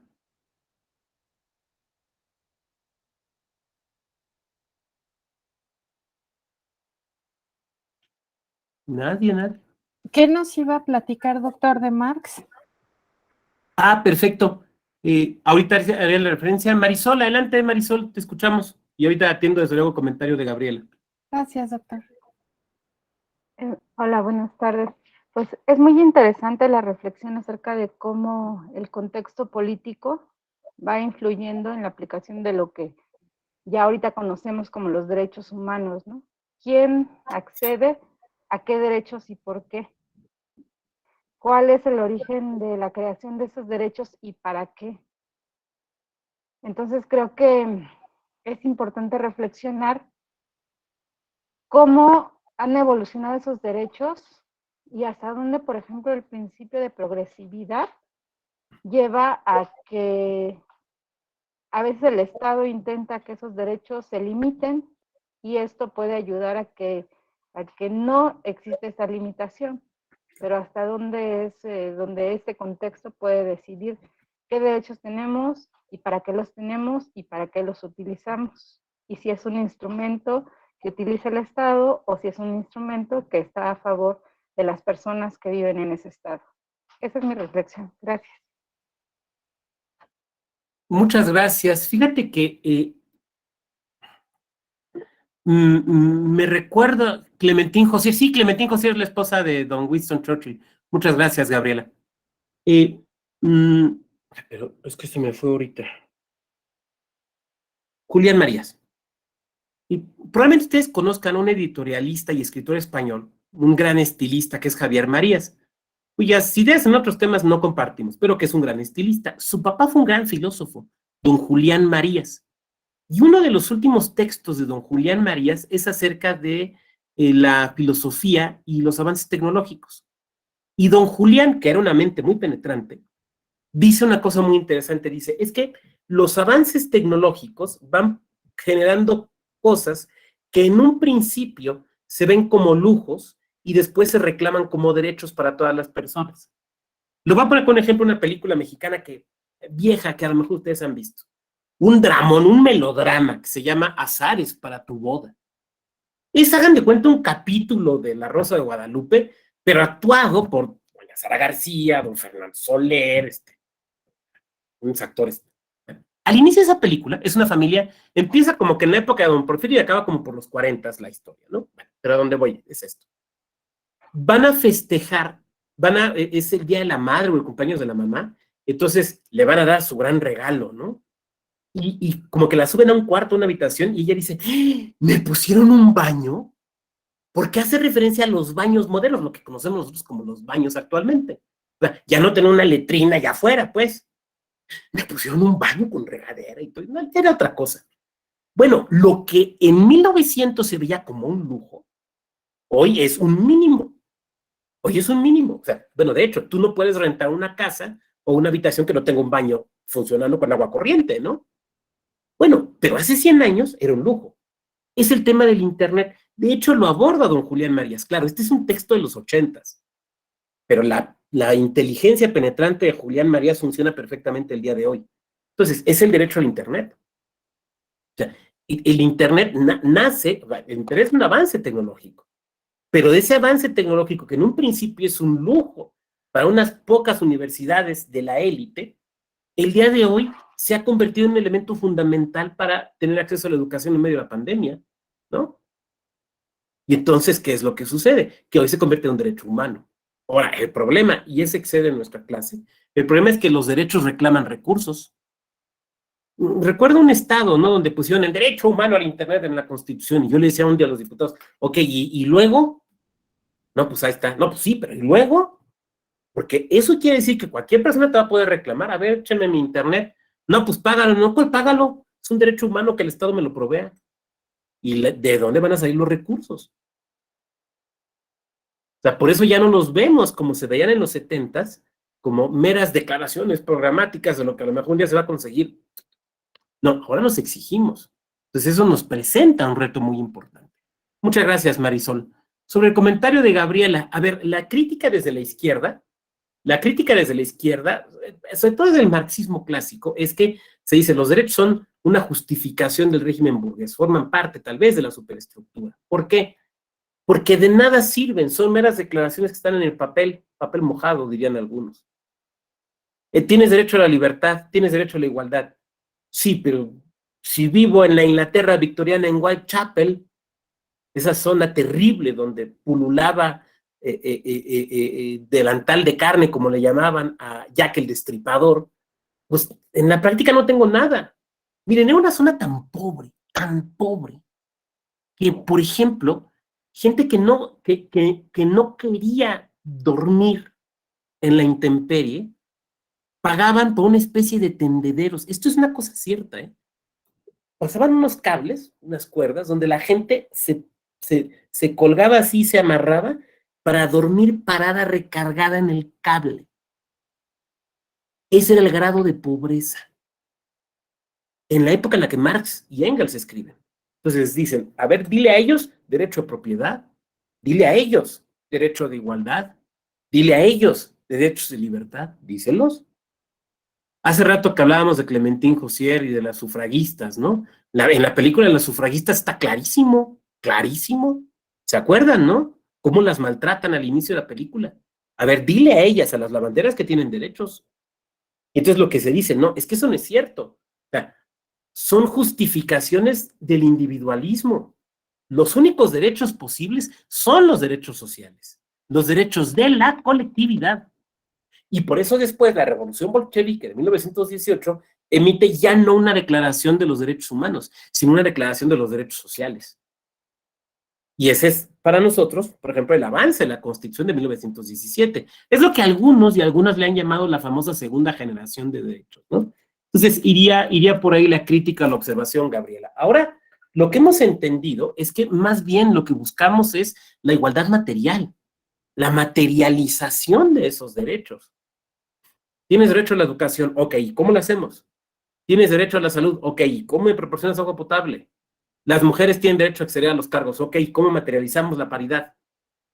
Ay, es que después, ay, es que luego, no, los derechos son para cumplirse, nada de que después, nada de que luego, ahorita, y ahí vemos cómo lo hacemos. Adelante, Gabriela.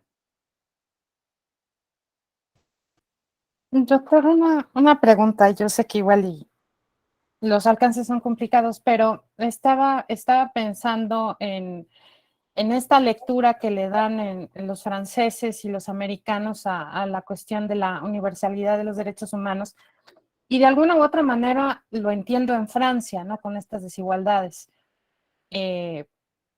La Revolución Francesa, todo este repaso histórico. Pero estaba preguntándome, en Estados Unidos, ¿por qué se identificaron tanto con esta idea de universalidad? Y de repente se me estaba ocurriendo, no sé si mi aproximación sea acertada, en esta idea de melting pot de la cultura americana, en este crisol de culturas, en esta asimilación, porque a final de cuentas, pues todos los que llegaron como inmigrantes en el Mayflower a Plymouth, pues no eran la crème de Europa, no eran de alguna otra manera personas marginadas, ¿no? Entonces, no sé si esto históricamente tiene una vertiente de influencia en hacer que esta universalidad se entendiera de mejor manera en los Estados Unidos. Es una buena hipótesis. Yo creo que puede ser, a ver, no lo he pensado, pero creo que puede ser porque, a ver, todavía en ese momento histórico Estados Unidos no es el crisol de culturas que será después, sobre todo después de las migraciones de 1850, ¿no? Pero ya es algo similar, porque, por ejemplo, hay una gran variedad de credos religiosos. O sea, hay anglicanos, hay anabapistas, hay bautistas, hay católicos. Por ejemplo, Maryland, la tierra de María. ¿Quién funda Maryland? Católicos. Recordemos, ¿no? En buena medida los Pilgrims son gente que no practica la religión anglicana y que entonces no son bien vistos allí, pero que pues en otros países tampoco, ¿no? Entonces son distintas comunidades religiosas. Entonces los de una colonia son católicos, pero los de juntos son calvinistas, pero allá dos colonias son anabapistas, y ya después son como son los Simpson, ¿no? Presbiluteranos. Entonces, hay esta multiplicidad, pero que se aceptan como iguales. Pues posiblemente sí, como una forma de superar las discrepancias teológicas, posiblemente sí, porque pues las discrepancias teológicas es lo que pervive en Europa entre católicos y ortodoxos, ¿no? Por ejemplo. Sí, yo creo que sí, Gabriela, me suena. Muy bien, ¿quién más? Carla, Denise, Carla, un gusto saludarte, adelante. Gracias, doctora. Es que hace rato venía manejando, por eso no podía levantar la manita virtual. Pero bueno, creo que ahorita con las clases que nos dio en estos 2 días y con los comentarios que han vertido nuestros compañeros, es muy interesante la cuestión de los derechos humanos, ¿no? Usted siempre tengo presente que siempre nos indica y nos invita a irnos al origen, ¿no? A saber más allá de lo que en ocasiones están las cosas. Y con todo lo que nos comentó y ahorita el asunto de principalmente, ¿no? El resaltar de la cuestión de las mujeres, de las luchas que se han realizado y que hizo referencia a la película de las sufragistas. Yo hace poco en el blog del doctor Narváez hice como un pequeño análisis sobre eso, ¿no? Y creo que no solamente nos tenemos que abocar a la cuestión de las mujeres, sino que, como usted bien ahorita lo precisaba, todo derecho fundamental que se establece en la norma no solamente es para que se quede ahí como letra muerta, sino que tenga vida. Y creo que en ocasiones es lo que hace falta. Queremos poner en todo derechos humanos, pero realmente ¿qué estamos haciendo o qué se va a hacer por parte no solamente del gobierno ni de los legisladores, sino también de nosotros? ¿Qué se va a hacer para que realmente se materialice? Que creo que esa es la principal situación, ¿no? O la principal problema que tenemos desgraciadamente, no solamente en México, en todo el mundo, que empezamos a clasificar derechos humanos primera generación, segunda generación, cuando desde mi punto de vista pues no se tienen que clasificar, porque si son derechos humanos, ahora sí que tienen el mismo valor. En ocasiones ya llegará en su momento en que se va a tener que ponderar cuál tiene más valor o algo así, ¿no? Pero ya son casos concretos. Pero yo creo que no debemos de perder el enfoque. ¿Cuál es el origen de ese derecho humano? ¿Qué beneficio es el que va a traer? ¿Y cómo se va a materializar, ¿no? Y que sea de una manera adecuada, porque si solamente está en la ley y pues es letra, sí está ahí, pero no se puede materializar. Entonces, creo que ahí también esa cuestión hay que reflexionar. En ocasiones, o ya últimamente, queremos o siempre nos respaldamos diciendo, es que los derechos humanos, pero también creo que nosotros como personas nos hemos deshumanizado y desgraciadamente va a llegar el momento en que, bueno, es mi punto de vista, que vamos a tener que humanizarnos más para poder implementar de manera adecuada los derechos humanos. Entonces creo que este tema sí nos da mucho para reflexionar y pensar qué es lo que se está haciendo, no solamente para un sector que son mujeres, están los indígenas, están la gente con discapacidad, están ahora sí que todos, ¿no? En ocasiones, desgraciadamente, nos hemos clasificado y hemos clasificado los derechos humanos de cuáles te aplican a ti y cuáles me aplican a mí, ¿no? Cuando yo creo que se tiene que buscar una universalidad para su implementación. ¿Sería cuánto, doctor? Gracias, Carla. No podría yo mejorar tu comentario, pero sí te pediría, si puedes ahí buscar rápidamente la entrada en el blog para que nos la compartas aquí en el chat, porque pues desde luego valdría mucho la pena leerla. Es una muy buena película. Y desde luego, pues la verdad es que tu texto que tuve oportunidad de leer, pues nos ayuda mucho con la lectura y el entendimiento de. Muy bien, ¿quién más? ¿Quién más? Juan Pablo, adelante. Muchas gracias, doctor. Sí me parecieron dos sesiones muy interesantes, pero sobre todo de la primera, yo me quedé pensando mucho. Cuando yo creo que si hablamos de derechos humanos hay muchas cosas que damos por sentadas, a lo mejor por no comprender cuál es la epistemología detrás de todo eso. O sea, por ejemplo, reflexionar, se habla mucho de humanidad, pero pues, ¿qué es la humanidad? Y qué es lo que implica esa expresión o ese concepto de humanidad y por qué como seres humanos somos titulares de esos derechos y qué implica ser esa titularidad de derechos y además cómo podría instrumentarse a efectos de que pues sean derechos, o sea, porque también implica reflexionar sobre qué es derecho, cómo se formula el derecho y a través de qué instrumentos se construye todo este universo o esta realidad que son los derechos humanos, porque luego también yo estimo que luego también pues ya nos perdemos mucho en implementación y todo, en hablar de cuestiones como implementación, tal, cuando no está muy claro ni siquiera qué es todo lo que subyace al derecho en general y a los derechos humanos ya como esa fenomenología, ¿no? O sea, y sí estimo muy interesante la reflexión sobre todos esos temas que subyacen a ese fenómeno de los derechos humanos. Gracias, Juan Pablo. Sí, ustedes saben que se está discutiendo un asunto muy interesante en la Suprema Corte norteamericana que tiene que ver con el Roe versus Wade y que podría, si se aprueba el proyecto que se filtró, pero que ya después se reconoció que sí existe, que sí es sobre podría modificar el derecho de la mujer a interrumpir el embarazo. Y pues a mucha gente no nos ha parecido, ¿no? Y yo reflexionaba y decía, bueno, es que este es el ejemplo de que los derechos jamás es algo concedido para siempre, de que los derechos se pueden perder. Hemos tenido una idea muy occidental del progreso como una línea recta donde siempre se va mejorando. Y claro, de eso nos habla la progresividad y la irreversibilidad, pero la realidad es que en ocasiones vamos para atrás. Miren, con mucha inteligencia, lo decía ese gran intelectual mexicano que fue don Daniel Cosío Villegas, decía, la reversa también es cambio.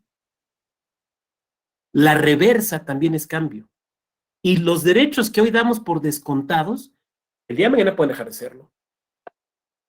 El día de mañana pueden dejar de serlo. Pensemos en derechos polémicos, como el poderte casar con la persona que tú ames o que tú elijas, con absoluta independencia de su género, su identificación, su sexo, que hoy muchas y muchos damos por descontado y que, sin embargo, en cualquier momento, y bueno, pues lo que estamos viendo en el caso americano, ¿no? Entonces, los derechos jamás están ganados para siempre. Por eso los derechos hay que defenderlos. Porque si no se pierden, se pierden. Veo que aquí hay una pregunta. ¿Cómo garantizar la progresividad? Híjole, es que no hay una única medida para garantizar la progresividad. O sea, hay cosas que se pueden hacer. Se pueden generar jurisprudencias, pero estas pueden ser revocadas o pueden ser modificadas. Reformas legales, reformas constitucionales, pero creo que esencialmente tiene que ver también con una cultura y una formación jurídico-política, que parte, en esencia, de preguntarnos algo que Juan Pablo enunciaba. De alguna manera creo que Juan Pablo lo enunciaba, que es preguntarnos para qué creemos que sirve el derecho. Hay quien cree que el derecho sirve para conservar el orden social.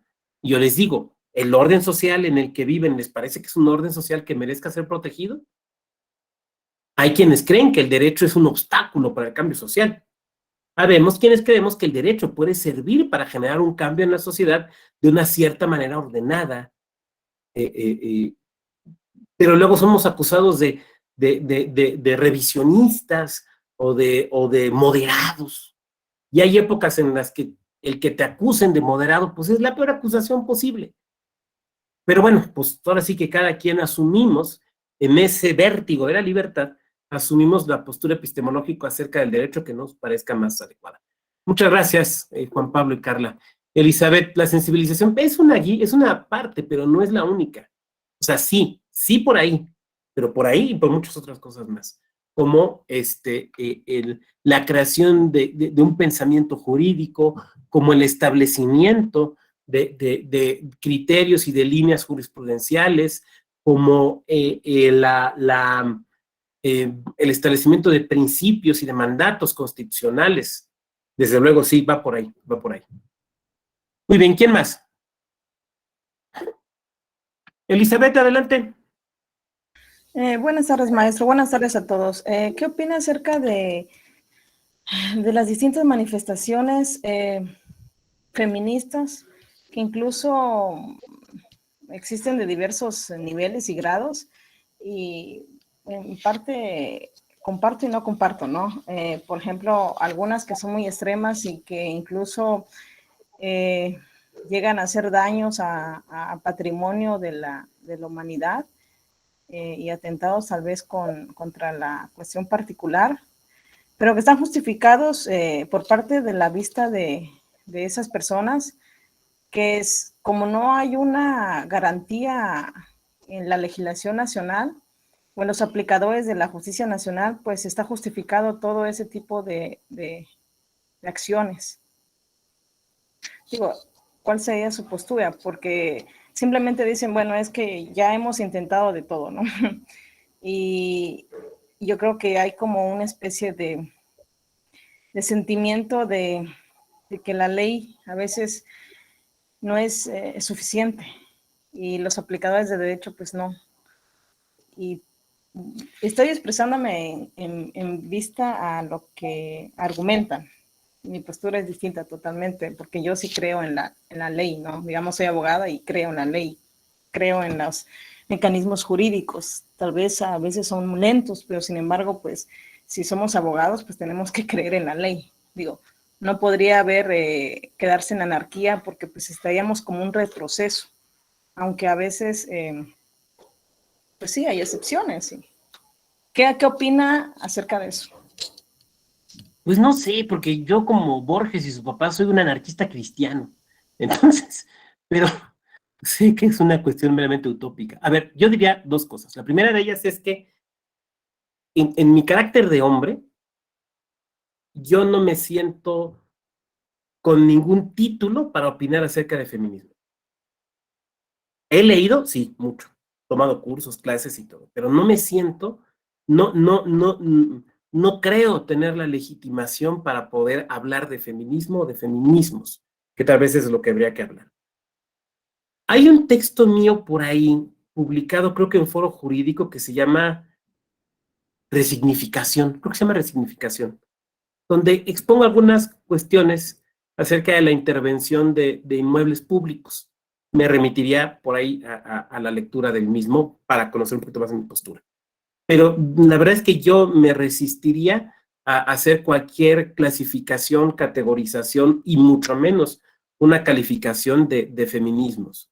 Creo que a mí me corresponde aprender, entender, me corresponde revisar mis propias conductas y pues eso, creo que eso es lo que a mí en lo personal me corresponde y estar muy atento a lo que deba yo aprender y en lo que deba yo de reeducarme.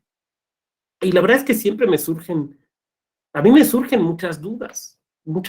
Por ejemplo, a veces en mis clases de doctorado, ¿no? Pues tienes que corregir algunas cuestiones y demás, y de repente me siento mal porque no quiero hacer mansplaining.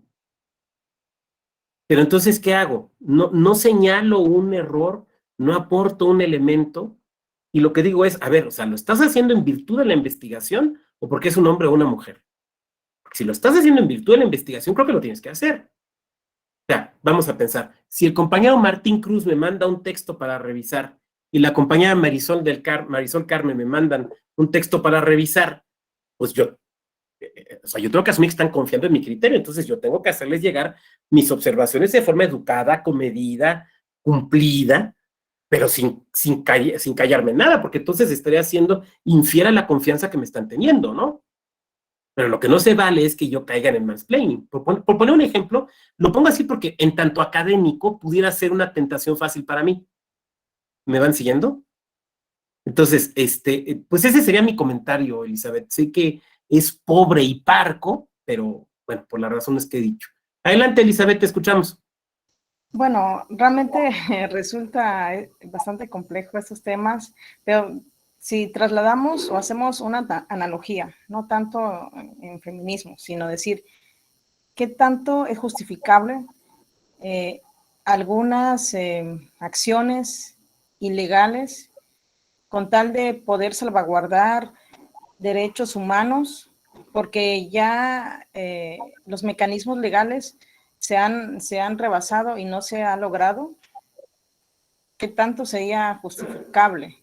Digamos, lo vamos a trasladar así para efectos de no tocar, digamos, decir, es que con tintes feministas, sino el reclamo de una acción. Algunos dicen, bueno, mientras no toques a particulares, pues no hay problema, ¿no? Pero si tocas, digamos, como dije, si violentas, por ejemplo, algún monumento público que no es un daño mayor, bueno, es justificable. Porque lo he escuchado y también me he puesto a pensar, ¿no? ¿En qué postura? Porque aquí hay de dos, hay de dos, ¿sí o no? ¿Lo compartes o no lo compartes? Esa es la cuestión. Híjole, es que yo me niego a ver el mundo bajo una visión dicotómica.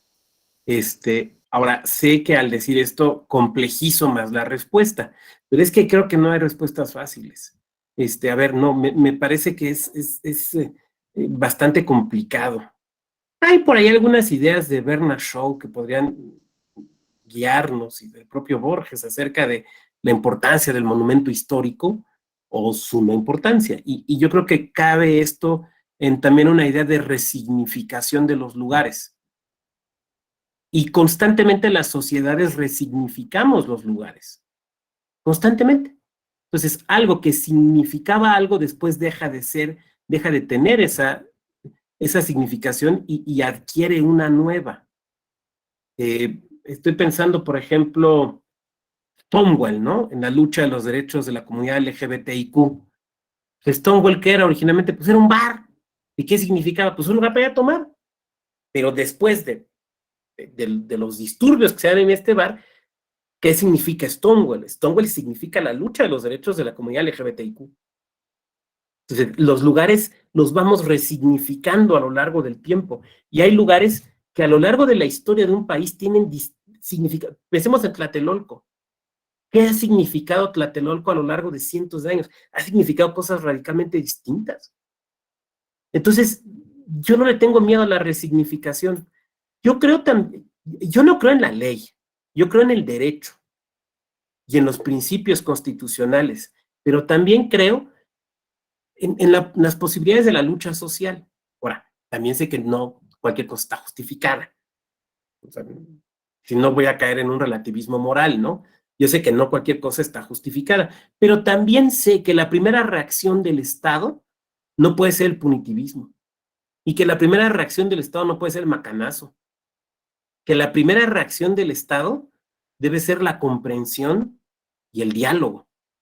Esa debe ser la primera reacción del Estado, y que la fuerza es siempre una opción, pero siempre es la última opción y es la última razón. Seguimos, Elizabeth, adelante. Sí, porque, bueno, ya con una última idea, porque al final de todo, nuestra Constitución ha sido producto de una Revolución Mexicana, ¿no? Como es, digamos, de la Revolución Mexicana se produjo la Constitución política, ¿no? Pues por ahí, ¿qué tanto justificables son estas acciones? Gracias. Carla, adelante, Carla, te escuchamos. Gracias, doctor. Bueno, yo creo que aquí estos temas son muy, muy polémicos, ¿no? Y yo siento que, bueno, desde mi punto de vista es la perspectiva de cada quien, la ética de cada quien, la moral de cada quien, las circunstancias de cada quien, ¿no? Entonces, tal vez no podemos nosotros encasillarnos a una cierta postura. ¿Por qué? Porque yo siento que hay que irnos al caso concreto, a la situación en concreto, ¿no? Porque si creo que desde mi punto de vista, el peor error que podemos hacer es generalizar todo, el querer que haya una solución para todo. Entonces, yo creo que las circunstancias que vivimos actualmente y las situaciones que pasan, tanto en feminismo, en lo que sea, la gente reacciona por la situación, por el caso concreto, no tanto por generalizar, ¿no? Entonces, creo que el poder de decir cuál es una opinión o cuál sería como la mejor solución, pues va a haber muchas soluciones, ¿no?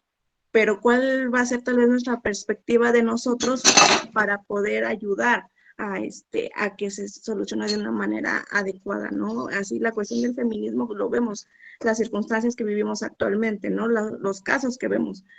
Hay veces que se reacciona de una manera pacífica y otras veces que no. Entonces, no podemos buscar una solución para todo que sea igual. ¿Por qué? Porque cada situación es diferente. Entonces, yo creo que hay que ser un poquito más abiertos en esas circunstancias, ¿no? Como usted hace referencia, yo creo que la mayoría de aquí somos abogados, creemos en las leyes, pero en ocasiones no las vemos que se apliquen. Entonces, ¿qué es lo mejor que podemos creer? En lo que podemos creer es en el derecho y los principios constitucionales de que sean aplicados de manera adecuada a las circunstancias. Eso sería cuanto, doctor. Gracias. Yo les platicaré una agnólisis que tuvo una toma de conciencia.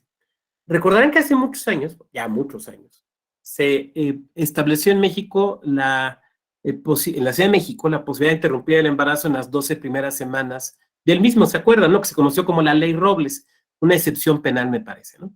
Cuando esto se aprobó, yo vivía en Querétaro y me invitaron a hablar sobre, a analizar el tema en el radio, ¿no? Entonces, distinguidos constitucionalistas, y ahí me invitaron, ¿no? No sé por qué, pero me invitaron. Pues ahí hablamos el tema. Ni me acuerdo lo que dijimos. Bueno, medio me acuerdo. Los que estábamos hablando éramos 3 señores, y me van a decir señores con 6, siéntese señor, sí, éramos 3 señores. Y todas las personas que hablaban eran mujeres. Cuando yo me di cuenta de eso, saliendo, como que me cae el 20, o sea, es el momento de la anagnólisis, y dije, pero ¿por qué nosotros estábamos hablando de eso? ¿Por qué nosotros? O sea, nosotros hombres. ¿Por qué yo? ¿Por qué era una mesa de puros hombres? Porque a las que les interesaba el tema eran las mujeres. Claro, aquí podemos debatir muchas cosas y demás, pero en ese momento lo que dije es, ¿por qué nosotros tenemos que abordar esos temas? ¿Y por qué no hay una voz femenina aquí hablando de eso? Porque esa es una experiencia que yo no puedo vivir. Yo no podré vivir. O sea, yo he vivido la experiencia de ser padre, pero evidentísimamente es una experiencia asaz distinta que la de parir, ¿no? Entonces, por eso ahí más bien lo que he decidido es aprender. Ahí cerrar más la boca y abrir más los oídos, los ojos, y aprender y entender y cuestionarme a mí mismo. Bueno, pues yo agradezco a todas y a todos su amabilísima presencia, máxime que nos extendimos unos cuantos minutitos. Espero que las reflexiones del viernes pasado y de hoy sean de utilidad. Desde luego les deseo que concluyan muy exitosamente su diplomado, y que se conserven con salud. Entonces, pues muchas gracias, muy buena tarde. Muchas Gracias, doctor. gracias.